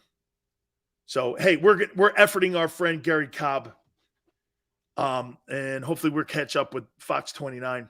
Seals, did you see Fred Warner locker room speech after the game yesterday? Extremely uninspiring. Well, he's going to – hey, let me tell you something, dog. Phillypolis, well, you're going to get a whole bucket of kick-ass by that Eagle offensive line. Okay? That Eagle offensive line, man, is as good as I've ever seen. I mean it, man. You know what? I'm going to make a comment one more time to you. I don't think the Emmitt Smith – like watch this. Mark Tunay and Williams, Eric Williams, Malata and Lane. Malata and Lane. Eric Williams and Mark Tunay. Malata and Lane. Shane says this is the first of many playoff games between the Eagles and 49ers. Star power everywhere. We're the new kids on the block. The 49ers, the one thing that the 49ers do have the advantage of over the Eagles, a lot of their guys are locked down for 3-year contracts. The Eagles don't have that affordability to do. But, all right, without further ado, let's go to our friend Gary Cobb here and get his take, because I'll tell you what, man, that was just an absolute ass beating that the Eagles put on the Giants. And, Gary, I think you and me and pretty much everyone else, I think this is a Vikings thing. We got caught. I mean, I looked at that record that Minnesota put up, and the Giants and the job that they did, we all kept doing this. Boy, that's pretty good effort by them going up to Minneapolis and winning like that. Yeah. And they took care of a good team. Come to think about it now, Minnesota wasn't that good of a team. But the thing, you go like this on Saturday night, right, Gary? Hey, Sills, we told you that Giant team was Week 14 Giant team, and we showed you. That's what they did. Yeah, well, they took care of business, and they went out, jumped on them. But, yeah, the Giants, really looking at the Viking film, the defensive coordinator, half of the defensive backs are playing man. The other half are playing zone. You're going like, what is going on? So, Minnesota just, they weren't that good, and really kind of showed. We saw that Daniel Jones and that crew, they still got a ways to go to really do anything. So they exposed them, but I got to give the Eagles credit. They went out. If that's who you're playing, you go out, you take care of them, and you handle your business. And they took care of it, and the game was over at halftime. I think that it's just a confidence builder, and it was good for Jalen to get that on his way back. He gets a game in which he's kind of warming things up, because that the Niners, they got their work cut out for the Niners. And I'll say this. I mean, I've been impressed with the Niners and everything, but they're not unbeatable either because, they've had their problems. Now, the big thing you got to do is, everybody's got to be doing their job. They got to be sharp. The communication's got to be good. They're going to probably do some things, mix some things up with some blitzes or something. And, they like to play zone. They play zone. Their linebackers are very athletic, those guys in the middle. So you got to take care of the football because the Cowboys beat themselves. Those turnovers, which, we all talk about the turnovers, it's probably going to have a lot to do with who wins on Sunday. Whoever turns the ball over, you take care of the football and you get back to, to doing that because I don't see either team just, blowing the other team out. Because you got two good defenses, so it's going to be a play here or there. I mean, it's going to mean taking care of the football. But I tell you what, though, I love what they did. Put that ball on the ground, and once you establish these guys can't stop you from running the ball, then it opens up everything else, and that's what they did. And really doing against the Giants, where they had those two big tackles there in the middle that didn't do them any good. And I got to give the Eagles credit now. Can you do that against the Niners? If they can run the ball against the Niners, they got them. They do, Gary. I think they can throw it against them. And you see, if Dak had been accurate, he had big plays downfield. He missed the guys. He either he was off with the target or he underthrew guys who had a step on him. I mean, because a play here or there, and Dallas would have won that game. Were you shocked, Gary, that Jonathan Gannon pressed and brought blitzes on Daniel Jones? I mean, maybe this is something that we have to just look at him and who he is. He's a situational play calling defensive coordinator. And what I mean by that is he's almost got like an offensive approach to how he calls. He doesn't want high percentage turnover opportunities, big plays down the field. You and me always know, never give up the plus 25. He's afraid of that play behind him. Yeah. But, man, when he got into a game against an inexperienced quarterback, he knew if they set the edges, they weren't going to beat him. So he brought pressure. Would you agree that game, probably he brought more pressure in that game against the Giants than any game that we've seen all year? He did. I mean, he got after them. And really, changed some things up, and you saw some things you hadn't seen, from him. And I think it's a great situation to be in. Now, we got a young kid here now. This young kid, if you can get a hit on a kid early on, that's been my experience because I've seen some great quarterbacks who are young who, if you got a good hit on them, especially somebody coming from a side, like out of the blue, he didn't see the guy. And you pop him, and you're getting to him, and you can unnerve him, And of course, a big play, And the Cowboys had chances. Come on, I mean, those Diggs, red zone turnovers, Gary. Come on, Diggs, the red zone turnovers. But Diggs had the ball; it was deflected. It like somebody handing him the ball. How could you let that ball go through your hands? I don't know. And then the other play he had where you had the tight end, He's got a chance to hit him. What are you closing your eyes? What are you doing? I mean, I was disappointed in those plays. I mean, he's supposed to be one of their better players. Come on, you got to give me better than that. I could see him being upset after the game. I mean, look, you got a chance to make some plays, and that it's going to be a play here or there. So if you get the chance, at least, how do you drop a ball where they almost handed you the ball? I mean, it was coming so slow. Catch this ball, where you got a little kid, on Christmas, you're sitting there playing with your kid, you got a little toddler, he can catch the ball. Come on. How do you let that ball go through your hands? But, things happen. I understand, but they had the opportunity.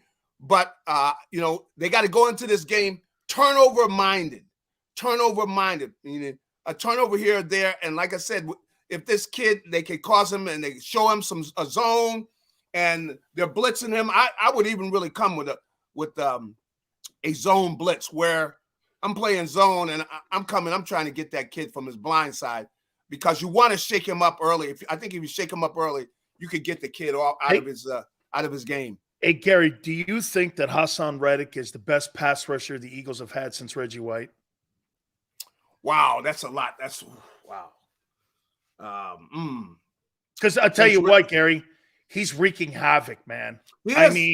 Even when he doesn't get home, he's like right there. I mean, he must have ran by, and the only reason he didn't have 4 sacks in that game is because Jones got away from him. I mean, if he was a traditional pocket guy, I think he has 4 sacks in that game. Well, they had talked, all week about that kid he was running against. He was shaky, He had been getting beat all year. So he had, if you get yourself, a guy that can't handle, that can't get it done, you got to take advantage of him. And that's what he did. He exposed that kid, and he got to him early. And that's why I say, you have something happen early. You can see with Jones.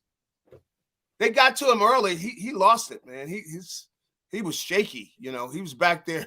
It was like, Gary, he's got 19 sacks on the year. I know. Counting the playoffs. I mean, he's had an amazing year. He's had an amazing year. The thing with Reggie, I've seen him though where, oh no, I'm not suggesting he's I'm saying the best since him. Since then, Hugh Douglas. Yeah, you had Hugh. Cole. Trent Cole. Yeah. This is his first year. I haven't seen him, play up. I like to see him. Let him play a couple years because, but he's had a great year. I'll give him that. And then when you have last that 3 years, game, though, Gary, the last 3 years, 17 this year, 12 last year, and 11 the year before. I mean, he's had a good run. I mean, and the way he's been, and I gotta admit, I like the fact the kid works, man. He's a hard worker, and he's tenacious, and he's giving you everything he's got. He's coming. He's an effort guy. So, and also, I see him looking at him at practice, and then you see him utilize things in the game. He's working on his moves, and you can see him, just wanting to be crisp with his move, and he's smart. He's a smart player. So, I mean, I can't say enough about him. It's just, something I'd have to think about. But he's definitely among the best. I mean, how about this one, Gary? Not the best. He's among the best. Can you think of anybody that you and I played in the league with, or that's 6'1", 230? I know. I looked at Terrell Suggs. He's 6'2", 250. Not the biggest guy, and they would edge rush him off the corner there a lot, And I'm like, I'm thinking, Gary, I can't think of a guy at that size. He's the size of a fullback. Now the thing is, and I'm not sure that he's that light to 230, but I will say this: the guy he's a power rusher too. He moves people. Yeah, he does. He does bull rushes. Yeah, he does bull rushes, and like with his technique of coming in there and he working on coming in there low and utilizing that against those big guys. He comes around that corner, man. I got to give it to him. I didn't know he was that good. I mean, I didn't know he was going to be this productive. I really, even though I knew he'd had some good years, and I remember him because I knew him when he was playing at Temple. In fact, I had talked to him. I went over there. We had to do something with the kids that were coming out in the draft, and they were over at the University of Temple. And I remember meeting him when he was like maybe in his sophomore or junior year. And you meet so many kids, you don't think what they're eventually going to be watching the kid is going to be a dominant NFL player. But I've seen him develop, and I see him working now. The kid works at his game. He's smart. They ask him to do a lot of different things because not just rushing. At times he's dropping into coverage and everything. So he's a smart player, and he's giving them everything he's had. Gary, I'm gonna give you a conversation that I had with Kevin Green when he was alive. Mm-hmm. And Kevin Green, when he came out of Auburn, he was what we used to call back in the day a tweener. He was like between the linebacker, defensive end. You just didn't know what to do with the guy, but he was so productive and such a good player. Yeah. And you didn't know what to do. And he goes, I got into a system. They created this defense for me in Los Angeles. Then he had success in Pittsburgh too, obviously, and in Carolina. Yes. He goes, it really takes the coordinator to find. the last two teams, they just let him walk out the building. Yeah. They didn't even try to keep him. And so I Yeah, think you're you got to right. give Jonathan Gannon a credit for finding the Rubik's Cube and the code to it, because he has killed teams since they got Sue and Joseph. Yeah, you're right. I mean, he has he definitely, I mean, he's stepped up his game. I mean, it's just like he's gotten comfortable with what they're doing. And I mean, he's been giving you what, 1 or 2 sacks almost every game for what? How many? It's been about 5 games. He's just been on a run. I mean, and the pressures and the quarterback hits and the pressures. That's right. And the big thing too is, he's close to getting that ball out, man. And because that's what's going to eventually, that's what's going to make the difference with these guys. Is can they win that turnover battle with San Francisco? And when you get in the red zone, are you scoring? Are you kicking field goals? That ultimately is going to decide on who's going out to Arizona. Hey, Gary, how about Lane Johnson playing 60 minutes? They rested him a little bit in the fourth, but there's no question. Hey, Gary, when they put him on the field, and I made a proclamation on this, man, I think this guy is the best offensive lineman that franchise has ever had. Yeah. And that's saying a lot, at least in the last 60 years. That guy is the best. He was destroying people, and he's injured. And I can't wait to watch him and Bosa this weekend. Yeah, Gary, gonna be fun, am I off man. base when I say, yeah, he might be the best offensive lineman the organization's ever had? He may. And the thing about the offensive line, if you ever get a chance to play against a guy, I mean, like they have the pass rush drill, you go over there and you get a chance to go somebody and you feel how strong they are or whatever. But sitting there looking at him, I mean, the guy's he's a phenomenal athlete, to be playing tackle, so the fact that he got so big, they moved him to tackle, but he was an athlete and he was playing tight end. And just talking to Lane, you see how he is about his athleticism. See, he really wasn't an offensive lineman. See, he was a tight end. He was a quarterback. And he just got so big that we're going like, man, we got to put you on the line, man. You're just too big. And so he's got the athleticism of playing these other positions, and that's why with the strength and things, and even you look at him, he's so lean. You don't see offensive linemen that lean. No, I mean, and he's got the athleticism and the strength to do everything, and that's why he's just a freak of nature. You don't really have guys like that walking around too often to have to be that athletic, and you're an offensive lineman, because he could play really any position on the offensive line, and probably could go play tight end. Yeah, and probably even DT. I mean, the guy is really that gifted here. 2 last questions for you. Yeah. Is the difference, in your opinion, on Sunday at the quarterback position between the two teams? Because look at the coaching here, for an instance here, real quick. Yeah. Kyle Shanahan's now in his 3rd NFC Championship game in 4 years. I mean, the coaching experience plus the D coordinator on that side in San Francisco, in my opinion, I think you favored the Niners with the experience. And I don't know how far that goes, but they've been there at least. Yes. Is the difference the quarterback Sunday? I think the difference could be up front. I think the Eagles can run on them. Oh, you think they can run on that Niner defense? I think they can run on him because because of Jalen. He limits the number of guys you got out there. Now, if they can run on them, then that'll make a difference. But that's the whole thing. I mean, the Eagles' offensive line, I'm interested to see, but I think they can run them. I want to see, and that's why they play the game. It's going to be.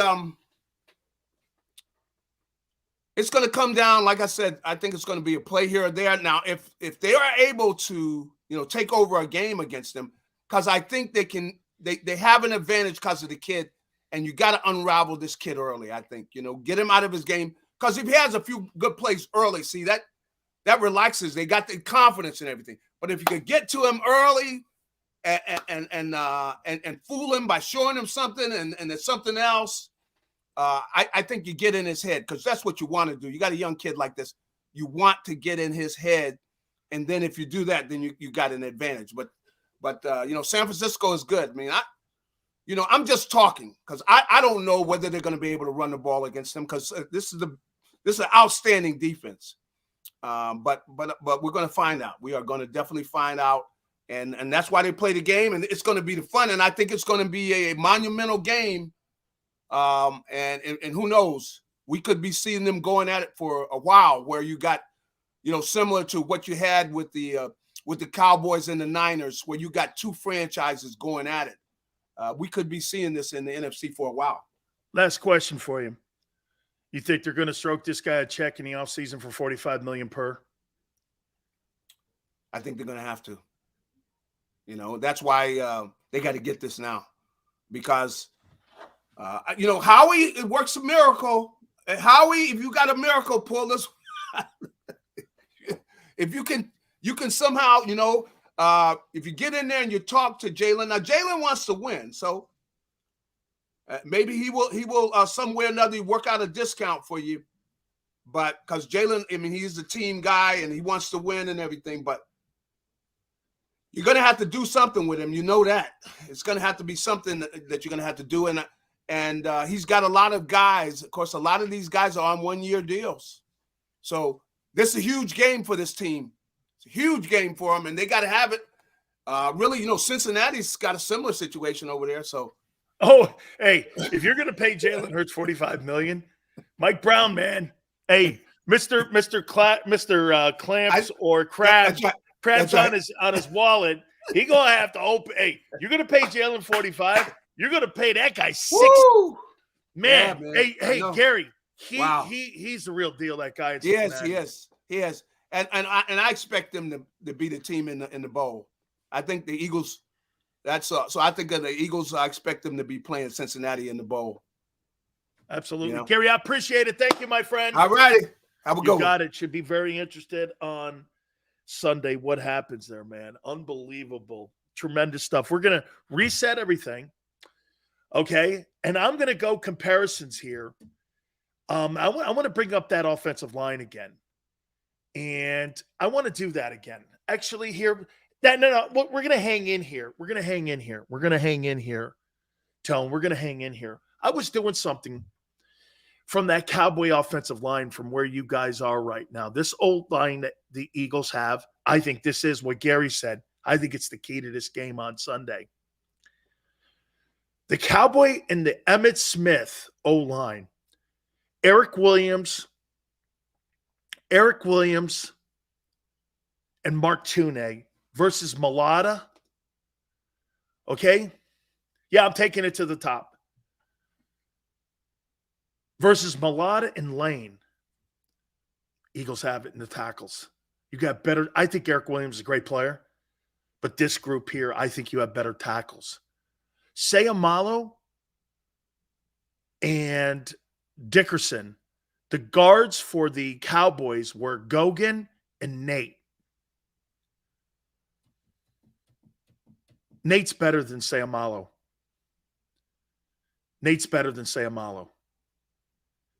But Dickerson's better than Gogan. Dickerson's better. I practiced against that O-line, so I know. Okay? I practiced against the Cowboy O-line. So I know what I'm talking about here. I didn't play against this 2022 Eagle team, but I played against that Cowboy line. And Kevin was good, but I never thought he was dominant. He's a big dude, man.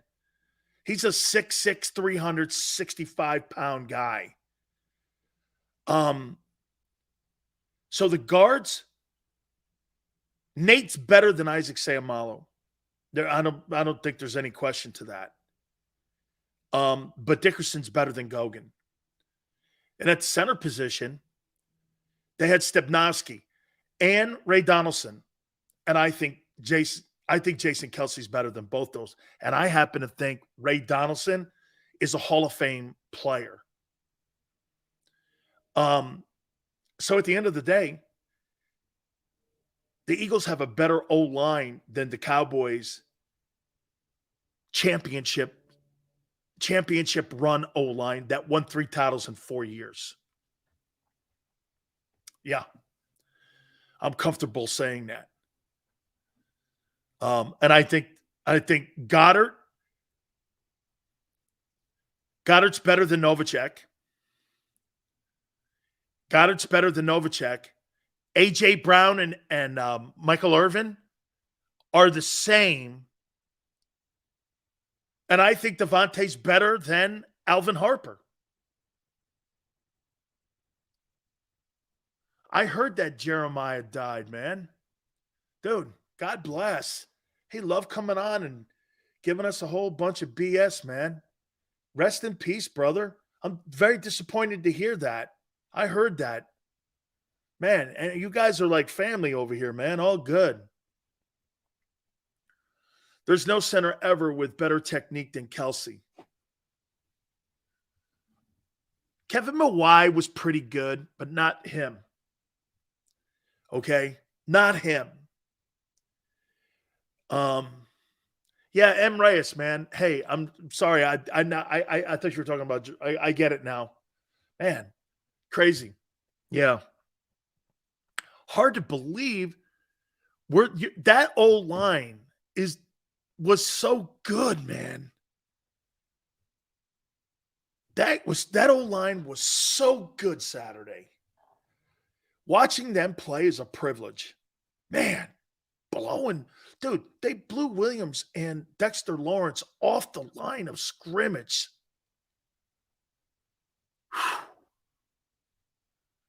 They were fantastic. Yeah, man, I cannot believe Jeremiah, man. That's terrible. Does anyone know when he passed? Man, I'm sad to hear that. But give him homage, man. He's got to be looking down on it going like this now. All good, right? Hurts was really good. Yeah, but not Goddard good. I think Hurts had better hands than Goddard because Goddard will put the ball on the ground, you know? Goddard will put the ball on the ground. Dude, he was 39. Man, that's sad. I'm sorry to hear that, man. Dude, wasn't he in here like last week? I thought he was in here last week. Yeah, wasn't he in here last week? I thought he was in here talking to us last week, if I'm not mistaken. I could have swore he was in here. Is Hurts better than Aikman?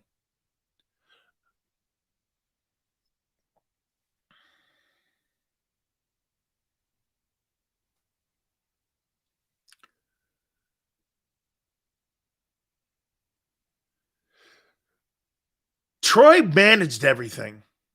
Jalen's part of everything. Like when I watch Troy, I don't know.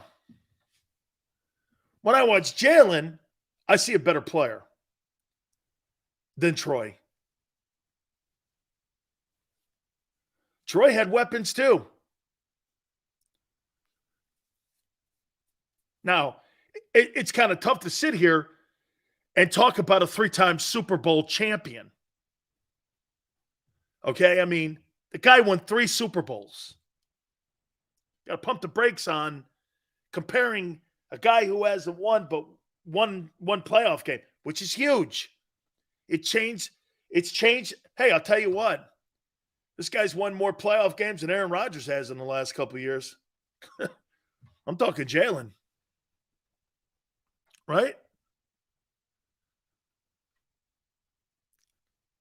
But if I had to have a quarterback, again, it's the style thing aside. I'm not going to sit here and go over that again. You just got to be careful because one guy's got 3 rings. Okay? 3 rings. KC goes, are you an Eagles believer now? KC must be new to the show. KC, I've been picking you to go to the Super Bowl since March. I can't understand how people continually still say that. Oh, by the way, okay? By the way, I brought a topic up here with Gary Cobb, and I wanted to get your guys. Aikman's probably, I don't know, man. I think they think themselves around the field the same way. Troy was a very smart ball player, and I think Jalen is too. They're very smart football players. Is Hassan Reddick the best pass rusher that you've had since Reggie?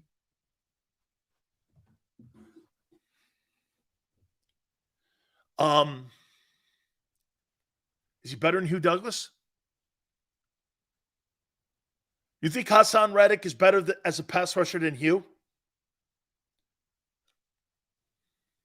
How about Trent Cole? He's got 19 sacks. What's he got, 19 sacks in 18 games? Jesus, criminy. Clyde Simmons? Eagle goes, Sil said that we would start 2-3. Yeah, and I said you'd make it to the Super Bowl. Actually, I thought it was more like 2-5.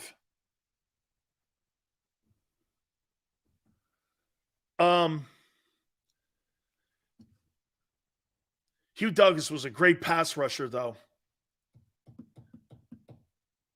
Let's reset. Let's finish this topic up. Please hit the like button. I want to go over the divisional games, and I want to go over it statistically. I want to do that. Conference times and games are all set.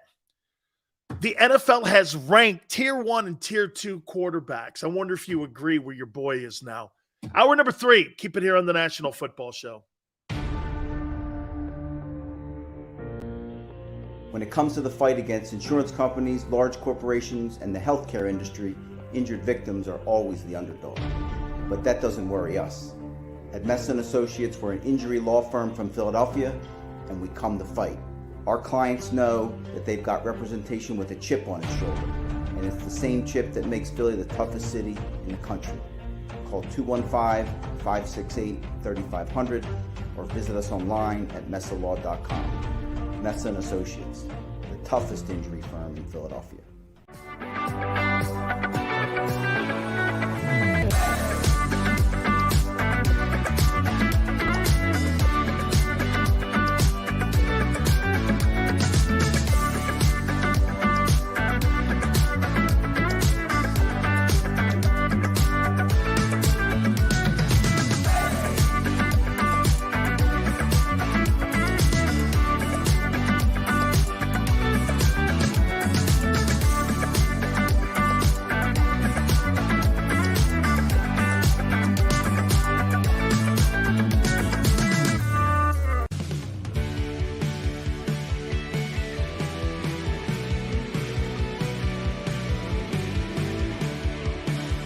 My name is Dan Sileo, and I'm a managing director here at Del Valle Insurance Group. Been in the business for over 36 years, saving people money on their insurance needs. Give us a call. Let us help you custom design an insurance plan that meets both your needs and budget. Since 1977, it's always been about you, the community, at Rafferty Subaru. And through the Subaru Love Promise, we prove we care by supporting charities like So Good Now. So Good Now helps kids in under-resourced areas by connecting them with student athletes to serve as mentors. We remove barriers so athletes can help youth in the corners of our communities where light and love are needed most. When you choose Rafferty Subaru, you help organizations like So Good Now. It's all about you at Rafferty Subaru. Go for the beers, go for the cheers, go for the hit and the hits. Go for the scene. Go for the screens. Go for the gallery. Go for the win. Go to Ocean. We all know that taxes are just part of life. It's true during our working years, but also in retirement. But what you might not know is up to 85% of your Social Security benefits might be taxed. Our team at Thrive Financial has helped retire thousands of people across the Delaware Valley by asking questions they never knew they needed to ask, including how their Social Security benefits might be taxed. It's time to be proactive on taxes. Get your Thrive Retirement Tax Playbook today.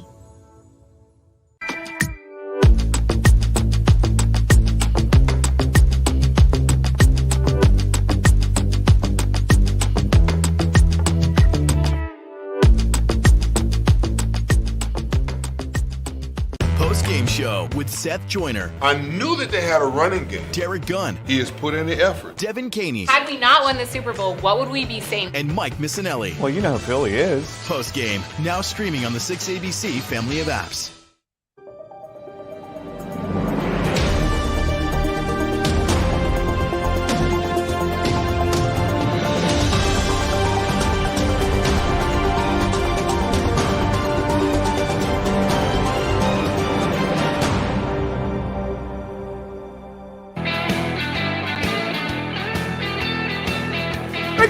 Hour number 3, please hit the like button. You guys have been awesome today. Congratulations to you. By the way, congratulations to you.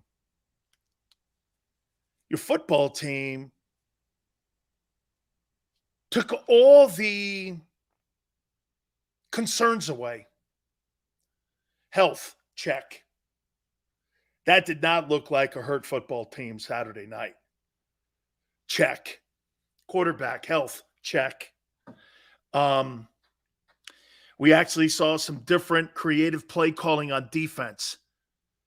They pressed more. They brought more blitzes. They did more exotic things. Check. I'll tell you something. What I maybe have to do is when it comes to Gannon, I just have to look at it and go like this. Sills. And I'm talking to myself here, guys. So bear with me on this. Not every D coordinator has to be Jim Johnson or has to be Buddy Ryan. Two of my favorite coordinators of all time. And so is Monty Kiffin. Those are some of my favorite. Okay? Some of my favorite. Okay?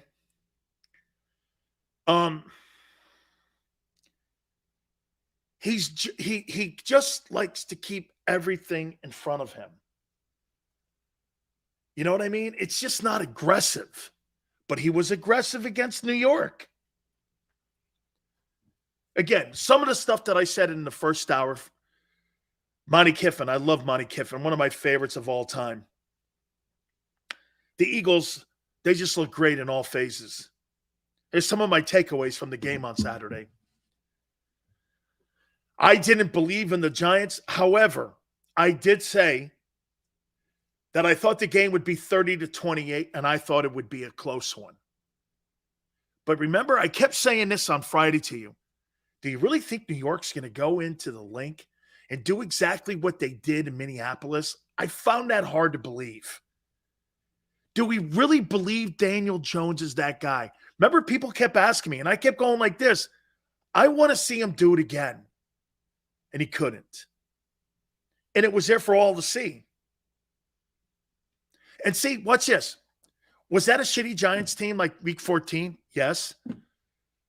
But what the Eagles did, they reminded them who they really are. You see, the Giants came out of that Minnesota game. They came out of that Minnesota game thinking they were somebody else. And you know what the Eagles did? They reminded them of who they are. No, you're not that team because Minnesota's frauds and we're going to crush you. And they did. That's called not playing down to your competition. That's what they did. You're going to play championship football against us. You're going to get a championship effort. And the Eagles showed them what a championship level effort looks like. That's why the Giants quit in the fourth quarter. They realized they didn't have the weapons to do it. And they knew. Even Brian Dable on the sideline started realizing and he started understanding, okay, we don't have the horses for this. Okay? Pietro goes, you act surprised. Well, because the question marks I just said, if you weren't listening. Health, Lane, the quarterback, we had to see it all. Act surprised, and you making it sound like you've played great ball in the last month. You haven't. They checked all of that, and they put it all in the win column. Was I surprised? Yes. Because they hadn't shown it. Yes. They haven't looked like they did on Saturday night. probably since that Giants game in week 14. That's all. And remember, I said the only reason that some of these teams are coming back to the Eagles is because of health. All year long, I have said this is the deepest roster in the NFL. And those of you that have been with me here know I have said that. I have said Howie has put together the deepest roster. You all know that there's people that come in and out of here and they say that that's not, I've said that. And some of that talent got hurt. Lane was special. Lane playing through all that like that. Okay? Lane playing like that. I'm going to tell you this. I'm going to get to all the games here in a minute. We're going to get to the games here in a second. On the flip side, Eagles defense this year against 21-point outside zone 49ers, bread and butter, also 3.2. Good statistic. Look at Philly D. I never heard you say that once. When some of you guys tell him that, Philly D, that I said at the beginning of the year that the Philadelphia Eagles had the deepest roster of any team in the National Football League. Those of you that have been here, help out Philly D that. So that he thinks it's just all hating. That's not true. That's not true. Okay? You had the deepest. You've now turned it into the most talented. Okay? The most talented. And I do think the difference is going to be on Sunday, the quarterback. Jalen looked great.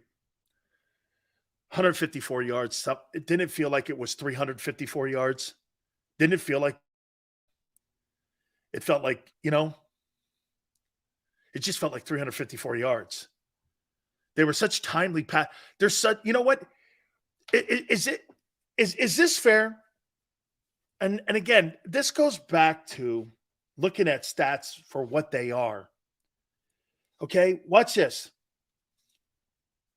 Jalen's 154 yards throwing the ball were so important to the game and loosening up the secondary. Like, they're not empty calorie yards. Like, every yard matters. You know how sometimes you look at a stat line and you go, guy threw for 350 yards, and he's got 350 yards. He's got 3 touchdowns, 2 turnovers.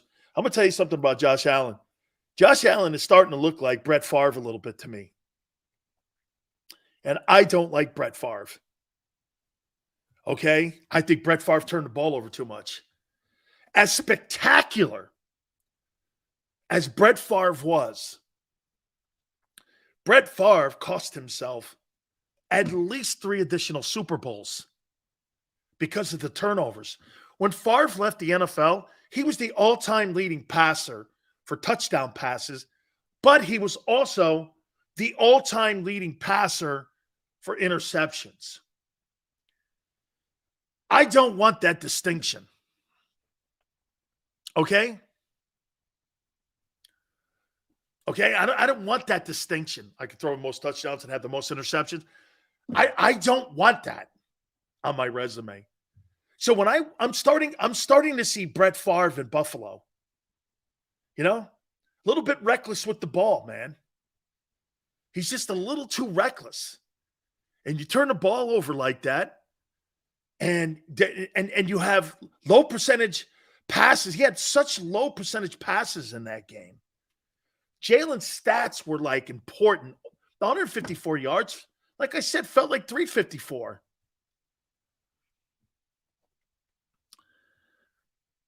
Hassan Reddick was a bitch. Whew, man. Wreaking havoc, hitting the quarterback. Daniel Jones ran away from 4 additional sacks that he could have. He could have had 6 sacks in that game. This guy's got 19 sacks in 18 ball games. I don't know, man. Michael Parsons, Jesus. He's really stepped his game up. I couldn't have, and I said this. I think Hassan Reddick is probably the best acquisition in free agency that the Eagles have had since Terrell Owens. Okay? Can't stop the pass. No, I said he can't tackle and cover backs. He still can't, but that's not what he's brought in for. That's not what he's brought in for. O-line, grades. O-line, A. Running game, A. Quarterback, A. Wide receivers, B+. Didn't need him much, but just for a few plays. Coaching. Outside of high school, Nick, very good. On the defensive side, coaching, A. Pressured him, kept him bottled up, kept him contained. D-line was in everybody's face. Linebacking core did a great job filling gaps. You know what else really the Eagles did exceptional at, I thought? Their lane integrity was outstanding. Nobody got pushed out of their lane. They did a great job at staying in their lanes. Was really great. A lot of lane integrity in what they were able to do. Rushing the passer, they were hitting him, keeping him contained. Okay? They really did, man. Really did a nice job there with that. Philiopolis goes, Howie Roseman is the best GM in the NFL.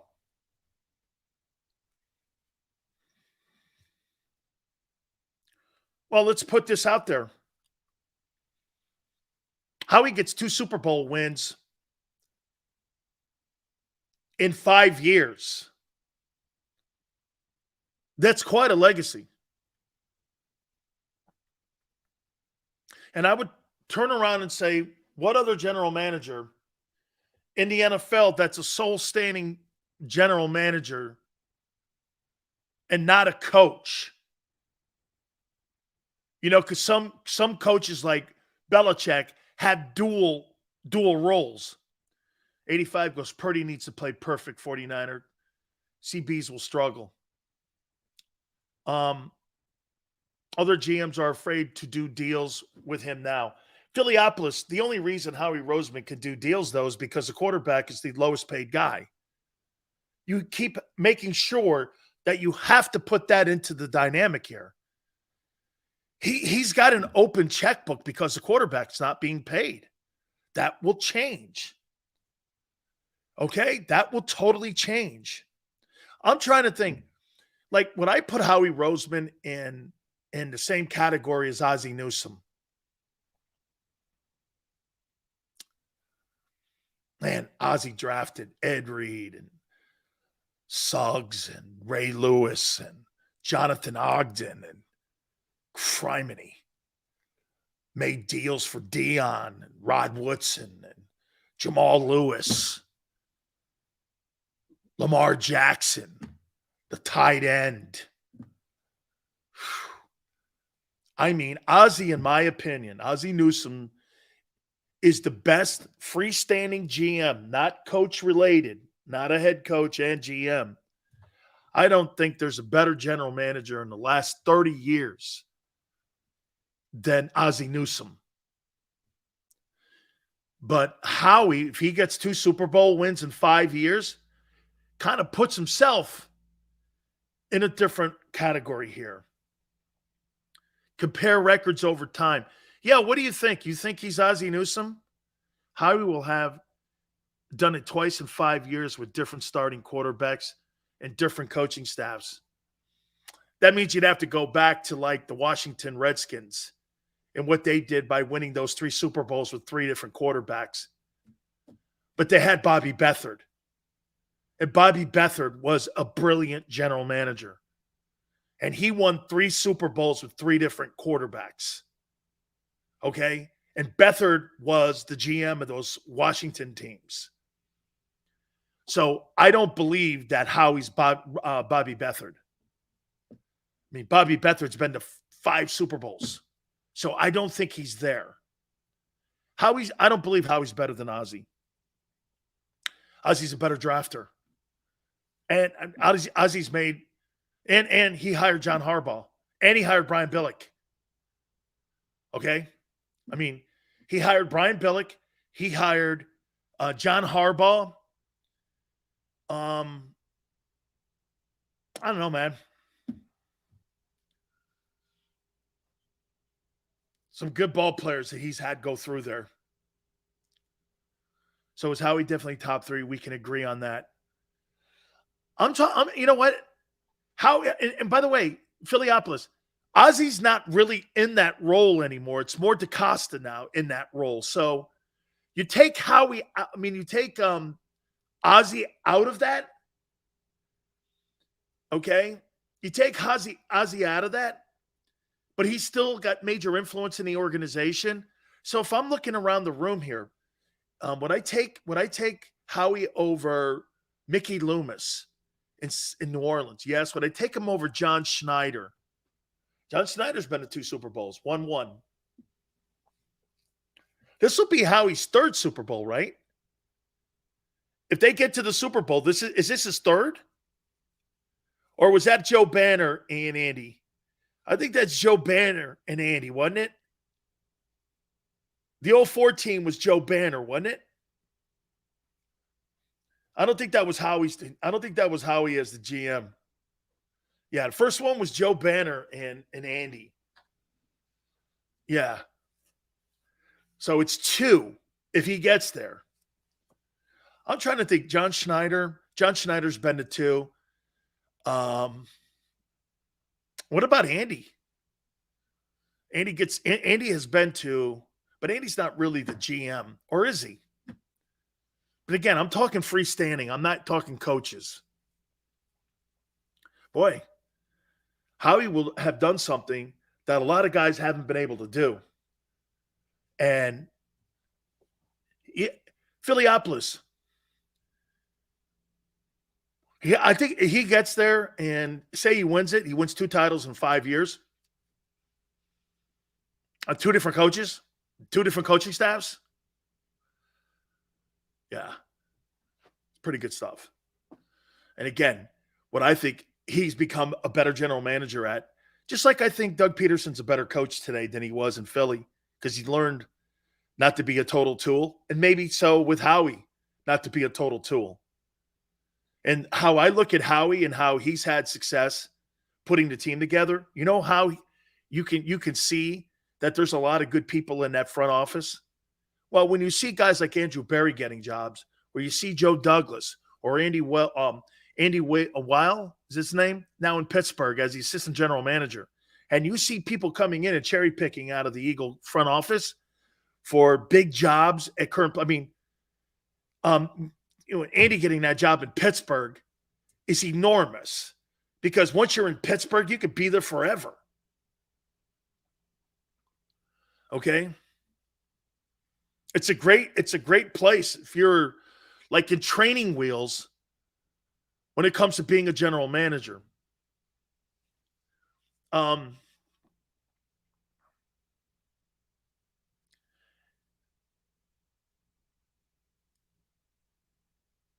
Let's get into the games. Let's take a look at the game. So again, they did such a great job. I think that number's probably going to come down to a pick 'em by Sunday, but I'd still favor Philly. 2.5. You want to go 2.5, 3? I think 2.5, 3 I'd be pretty good with. All right. Let's take a look at these games.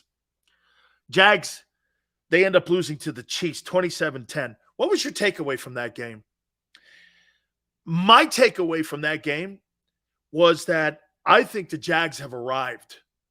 And Doug did a great job having that team prepared. I think they harassed the Chiefs. I think they exposed Kansas City a little bit, in my opinion, that they need a run game. And if that football team gets into a game against a team like Philly, okay, they're going to be in some trouble. Because I don't know, you could stop the offensive line in Philadelphia. As good as Chris Jones is, man, I'll tell you what, Mahomes would have to play spectacular football, I think, to beat Philly. okay, because I think they're limited in their running attack. It's not the same team of a year ago. Man, I'll tell you this. The Jags are right there. They get some free agent acquisitions and they add a couple more. Say if they, watch this. If they put on that offense DeAndre Hopkins for Trevor Lawrence, Cincinnati, who would have said this in your lifetime? Listen to me when I say this. You put DeAndre Hopkins, okay, on that Jags team, and I'm going to tell you something. Cincinnati and Jacksonville might run the AFC. They might run the AFC. Dude, Jacksonville's right there. Doug's done a spectacular job. Andy, hey, man, what can you say? His 5th straight conference championship game. Philadelphia fans know as well as I do. It's a great era when you have a team that's constantly there. Okay? I got to tell you, man, the Mahomes injury concerns me. He's going to play, but it concerns me. Trevor Lawrence, 217, a touchdown. Mahomes, 195, and 2 TDs. I'll say this to you, man. Chad Henne going 98 yards to win a ball game or save a ball game. Unbelievable. That's more on Andy Reid. Okay? Dude, Philiopolis is right. How about the Kelsey brothers have a shot to get to the Super Bowl? How freaking amazing would that dinner table be? Travis Kelce and Jason Kelce might be in the Super Bowl playing. Has any brothers ever done that?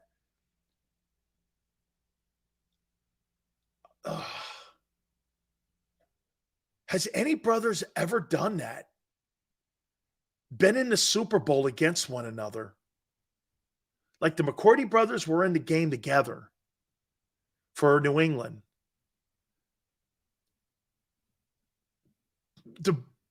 No, I don't think Rondé and Tiki never made the Super Bowl together and played against one another. Maybe they had a playoff game, but I don't think they ever. I'm trying to think. The Harbaugh Super Bowl, the one that John won and beat Jim when the lights went out. That was Ray Lewis's final one. I'm trying to think if we've ever seen brothers in the Super Bowl.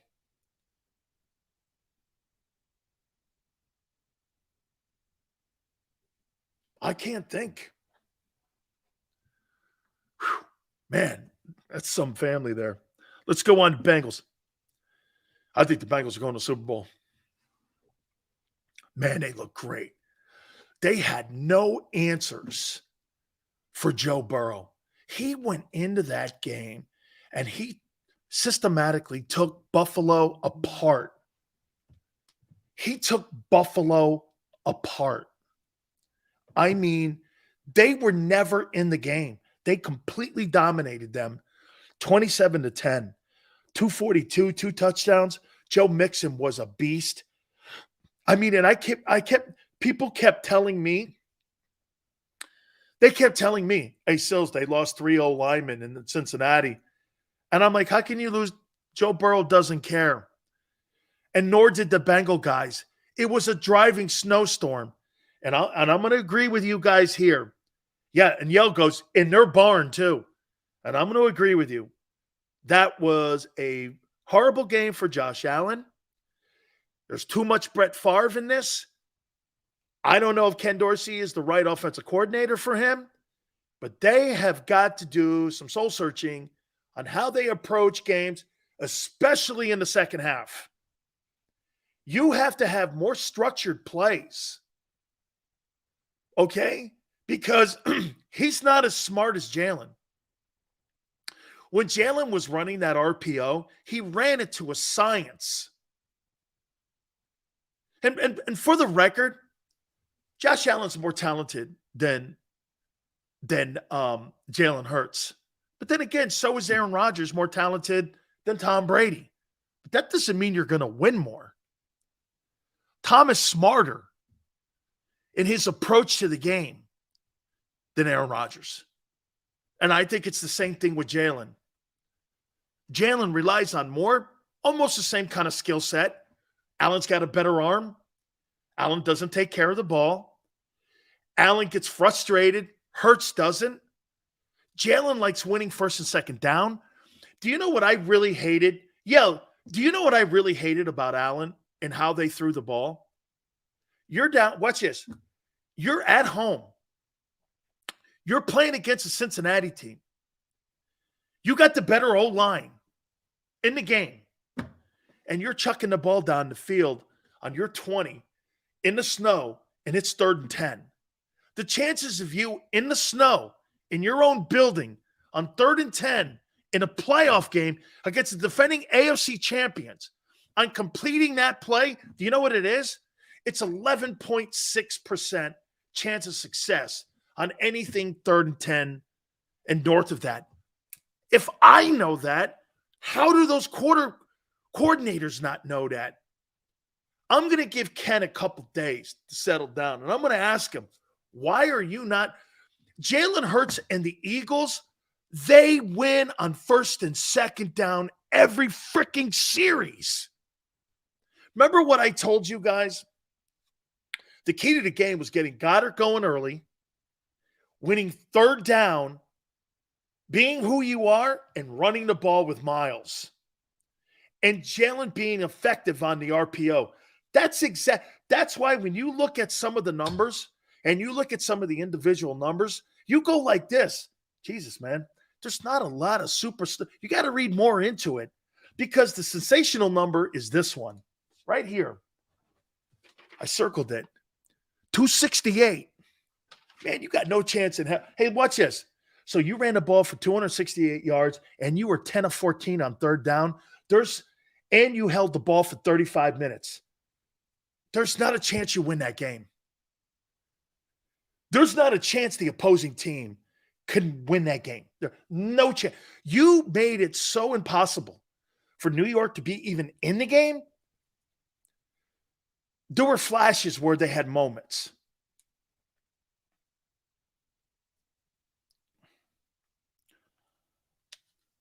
There were, 268, 10 of 14 on 3rd down. Good night. And what'd you hold them to rushing? 2. And the Giants had 118 yards rushing, which ain't horrible. But when the team on the other side is 268 and has 69 plays and you have 50, you're going to sleep, man. You're going to sleep. Dude, you're not losing.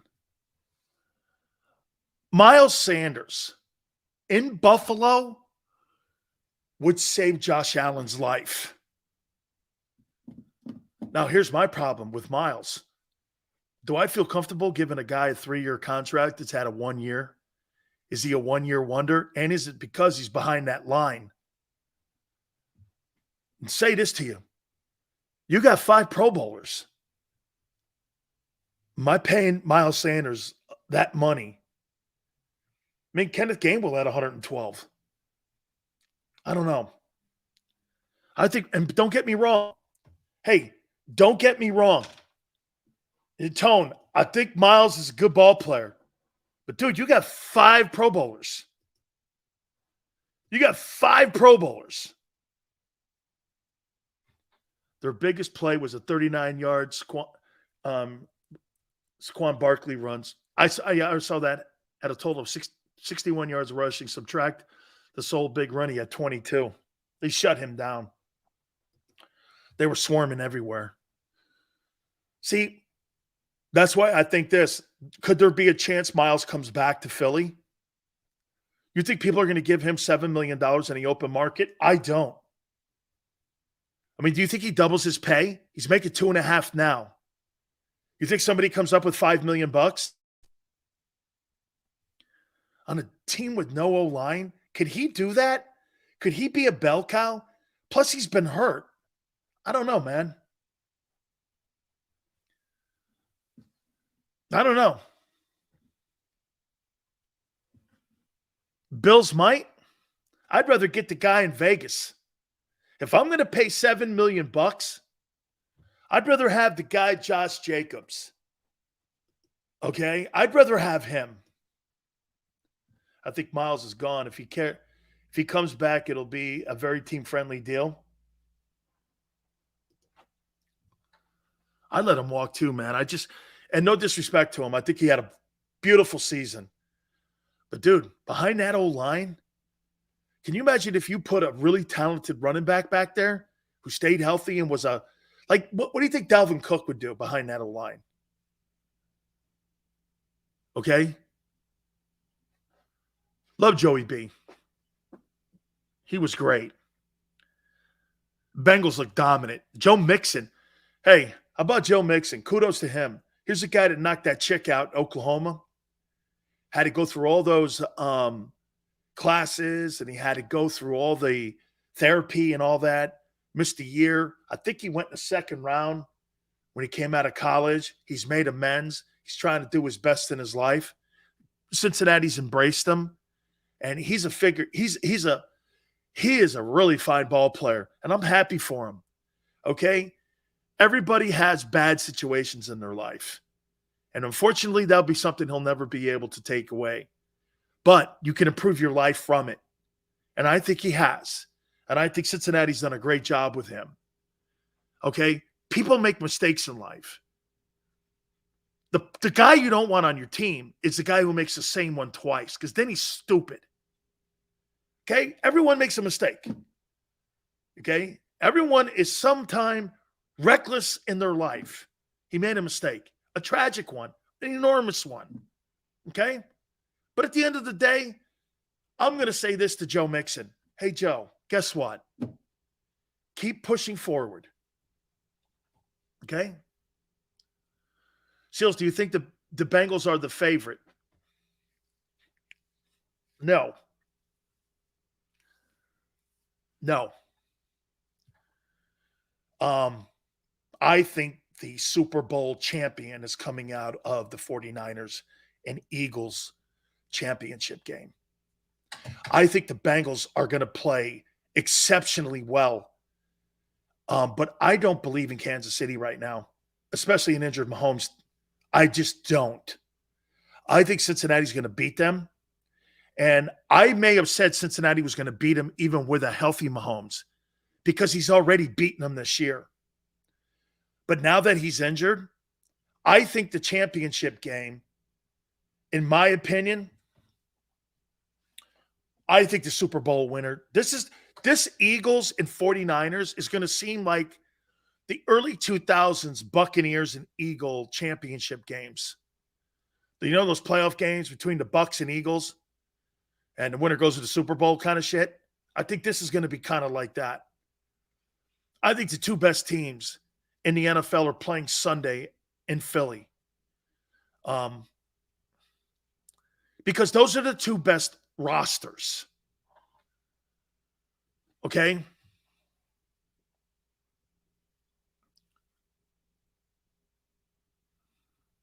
Bro, you talk about Dak so much.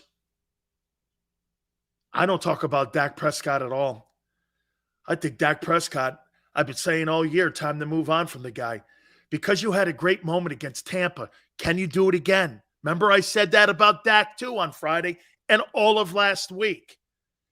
Can he do that against San Francisco and not a shitty Tampa team? He couldn't. Prescott can't deliver. Oh, okay. Got you, brother. Got you. Thank you. Okay.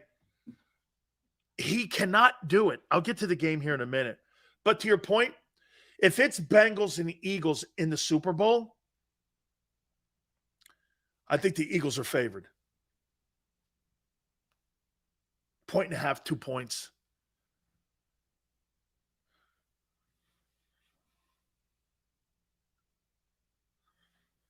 '49ers, Cowboys. Cowboys had every chance on the planet to win this game. Coaching cost them. And poor play by the quarterback. I mean, when's enough? Dak Prescott cannot deliver the goods. It's time to trade him. I trade him to Tennessee, or I trade him to Chicago, or I trade him to Baltimore. You think the Ravens would take Dak Prescott for Lamar? Would Lamar want to be a Dallas Cowboy? Or does he still have his heart set on being a Miami Dolphin? Lamar's going to play somewhere. Most likely Baltimore. Where would you move Dak?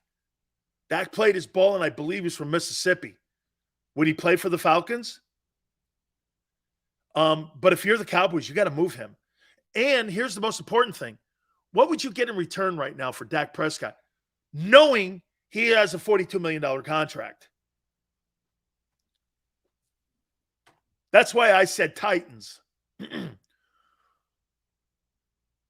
You can't send him to the Saints. As of right now, the Saints don't have a first rounder. They're going to get a first rounder, though, because of the Sean Payton deal. They're going to get a first round pick because of Sean Payton. So, if I'm the New Orleans Saints, I make him go to the Houston Texans so that I can get the second pick in the draft and then take a quarterback. Could Dak be traded on draft night? Absolutely. But for me, but Tone, I would also say this. Hey, if anybody you see, Sean Payton keeps going around like Sean Payton has the upper hand in where he's going to coach. The Saints have his rights for the next 2 years. Burrow had 6 carries for 18% rushing share and 9 carries for. Dude, a guy with a knee surgery, the 2 years in a row, you think Joe Burrow, D, is a dual threat quarterback? I'm moving on.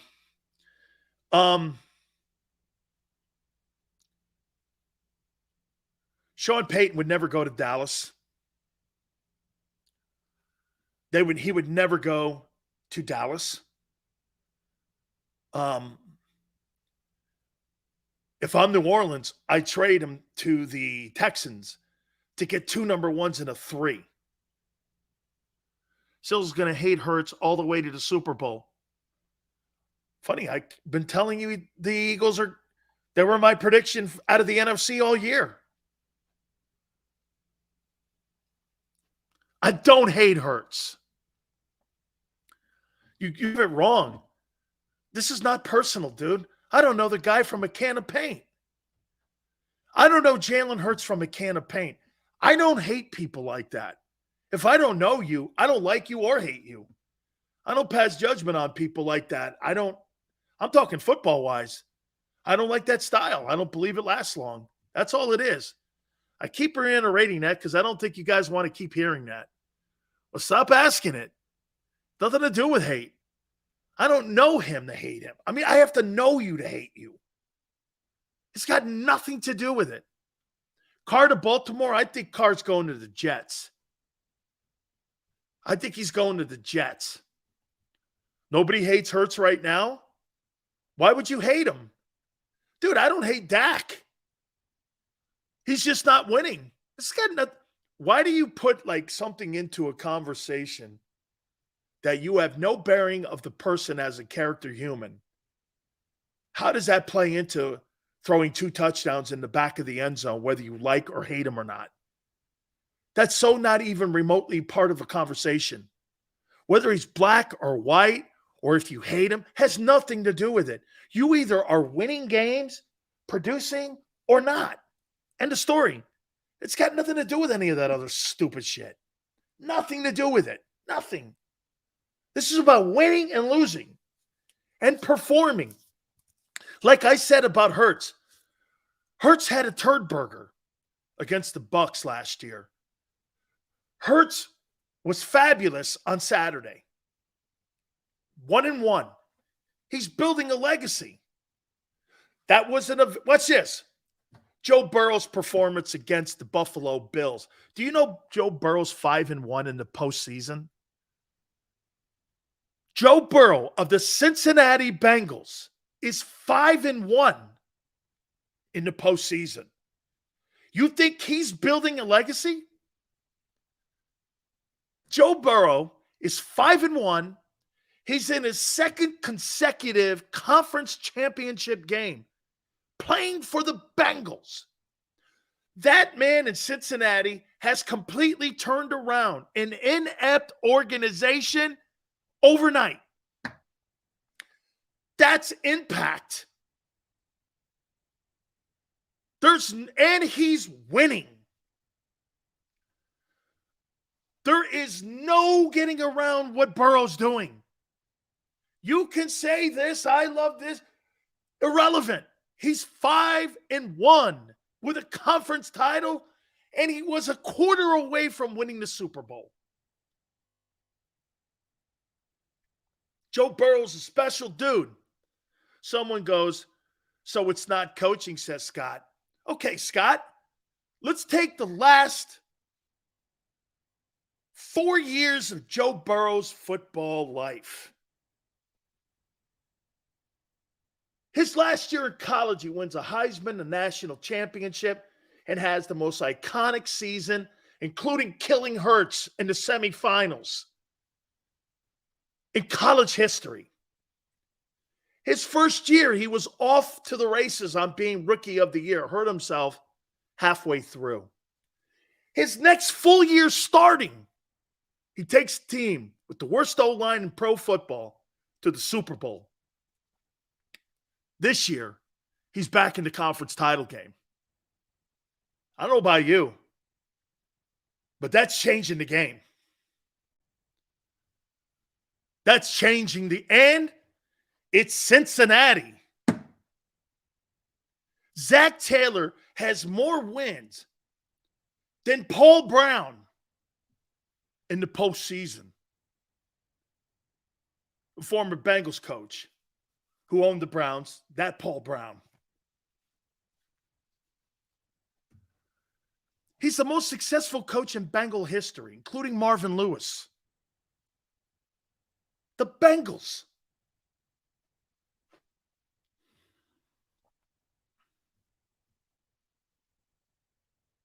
If you pay Joe Burrow, if you pay Jalen Hurts $40 million, you'll have to pay Joe Burrow $75 million. He could win the Super Bowl. 49ers. So you guys think this guy, Brock Purdy, sucks, right? You guys think Purdy sucks? Brock Purdy. You think he sucks, right? 2-14. 49ers beat the Cowboys 19-12. Kittle was great. 5 catches, 95 yards. Okay? You think Brock Purdy sucks, right? Doesn't it show you one thing, too? Doesn't it show you one thing about the evaluation of a quarterback? These two quarterbacks that are going to be playing in the conference championship game on Sunday were not thought of very highly. Now, Jalen's a second rounder. But in my opinion, I think Howie gambling and taking him into 2, I think Hurts would have went in 3rd or 4th round. I think he'd have went in the 3rd or 4th round. If Howie doesn't take him in the 2nd, I can't see a lot of guys taking him in the 2nd. He'd have went in the 3rd or 4th round. And then you got this guy here who was the last player selected in April's draft, and here they are. Doesn't it show you how hard it is to evaluate that position?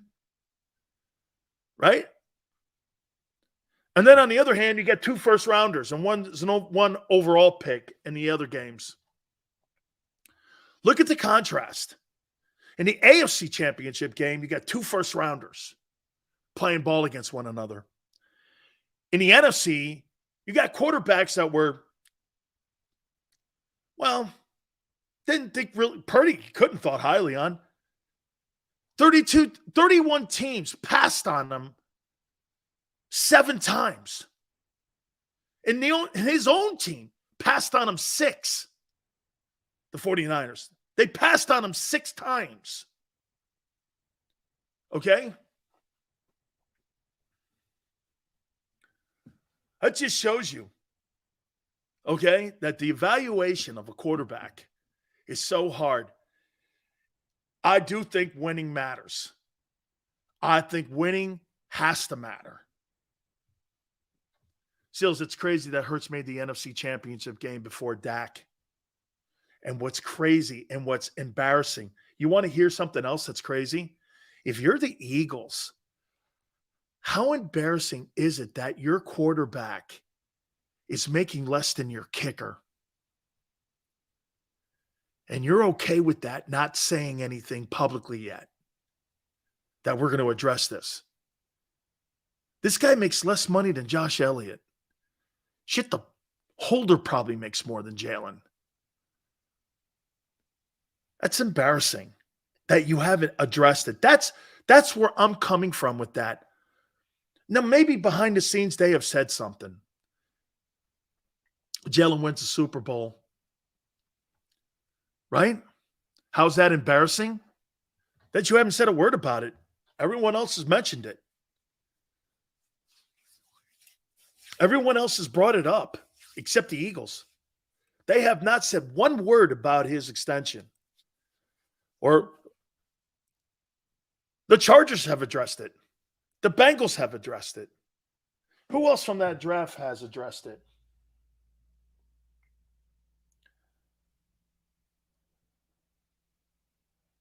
Who were the quarterbacks taken? Tone, do you know who the quarterbacks that were taken in that 2020 NFL draft quarterbacks? Here are the quarterbacks. Justin Herbert, they addressed. Joe Burrow, they addressed. Tua's going to be interesting. What do you do there? Jalen Hurts, they haven't addressed. The rest of these guys are bums.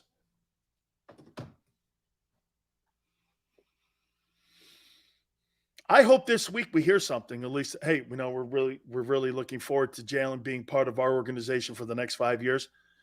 Nobody could put anywhere where the Eagles have made that proclamation either. Okay? As Big Sills would say, Purdy's done nothing. Yeah. Jalen won a playoff game. Purdy's won a playoff game. Those are great accomplishments. Mark Sanchez has won playoff games. You got me? Got to keep making it happen. No. They were first. No. When you are on a rookie deal in your 2020 class, January 9th is the first time you can address if you still have remaining years on your contract, whether you're a first rounder or not. The only difference, according to the collective bargaining agreement, the only difference between a first rounder and a second rounders don't have the 5th-year option. The first rounders do. Jalen doesn't have a 5th-year option. However, as of January 9th, according to the NFL Players Association and the CBA, I asked, you can start contract negotiations. They've addressed it in Los Angeles with Herbert, Cincinnati, and they haven't said anything yet about Jalen. Jalen, it's official, can talk contract since January 9th. Very simple. Google it. Listen, Scott, not true. 2020, 3 years in the league, not 4, 3. You could start extensions. Not true. How do you know they haven't yet? Well, so I see. It was okay for Cincinnati to make a big deal out of it for the fan base and for season tickets. Don't you want to tell your fan base so you buy season tickets and shit? And all the funny hats and everything and the jerseys? Why do you think they're doing that in Cincinnati? Why do you think they're doing that in Los Angeles? You want to build a passion for your team. Hey, look what we're doing. Here's our guy.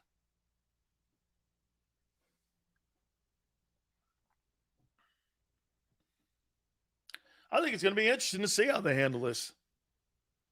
I really do. 49ers should have lost this game. The Cowboys have, just again, when you don't have a coach, they needed one.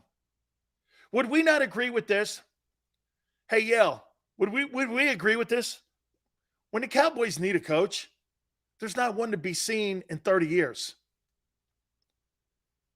It's just not one to be seen in 30 years, 28 years. They haven't had a coach in 28 years. And one more time on Jerry Jones. Jerry, I love the Jones family. Here's the one thing, man. You've never been able to replace Jimmy Johnson. You've never been able to replace him. And when you needed coaching, I don't even know what that alignment was that the Cowboys lined up in the final play of the game. I just look at that and go, it's crazy. General goes, LA and Cincinnati are desperate franchises. That's why. Oh, okay, you're right. No. It's desperate. They've been to 2 straight AFC Championship games. Desperate. Cincinnati is in the 2nd straight conference title game. Only one other team has been to 2 straight conference titles in the last 3 years. That's the Chiefs. The Chiefs. 28 years. Dallas, man. As long as the Jones family owns the team, I hate to do this to them. As long as they own it, they will never win another Super Bowl. Their success, when they had those 3 titles in 4 years, they had it going and humming in the right direction. Jerry was forced to stay out of the way. He didn't want to do it. And here's another sign of meddling. Ownership meddling. You know, Jerry Jones is no George Steinbrenner. George got in the way. George talked shit. But George won in numerous decades. Jerry doesn't. And George still was a hothead and still was an egomaniac. But he knew what was right for the team. How many times did he hire Billy Martin back? And he hated Billy Martin. But he knew it was right for the team. Jerry can't do that. Jerry will never do what's right for the Cowboys. Pietro goes like this, I feel bad for the Cowboys. Wish we'd played them. If you played the Cowboys, you'd kill them. The right team is going to San Francisco. Okay? The right team. Okay? The right team is going. If the Cowboys would have made it somehow, and they would have had decent coaching, my opinion, I think the Eagles would kill them. I think the Eagles would kill them. As I told you before, Jimmy Johnson has done shit post-cap era. Okay, you're right. That's why he just got elected to the Hall of Fame. Okay. Yeah, you're right.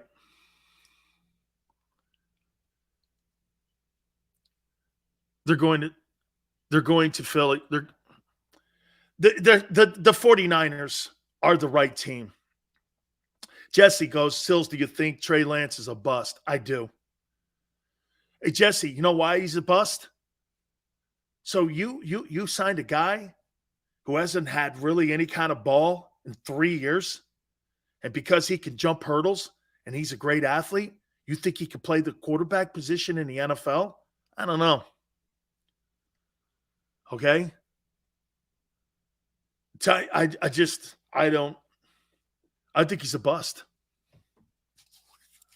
It's going to be some ball game, man. We're going to get a bunch of 49ers on. I'm working on Steve Young, too, to come on the program. I know he's a big Jalen Hurts fan.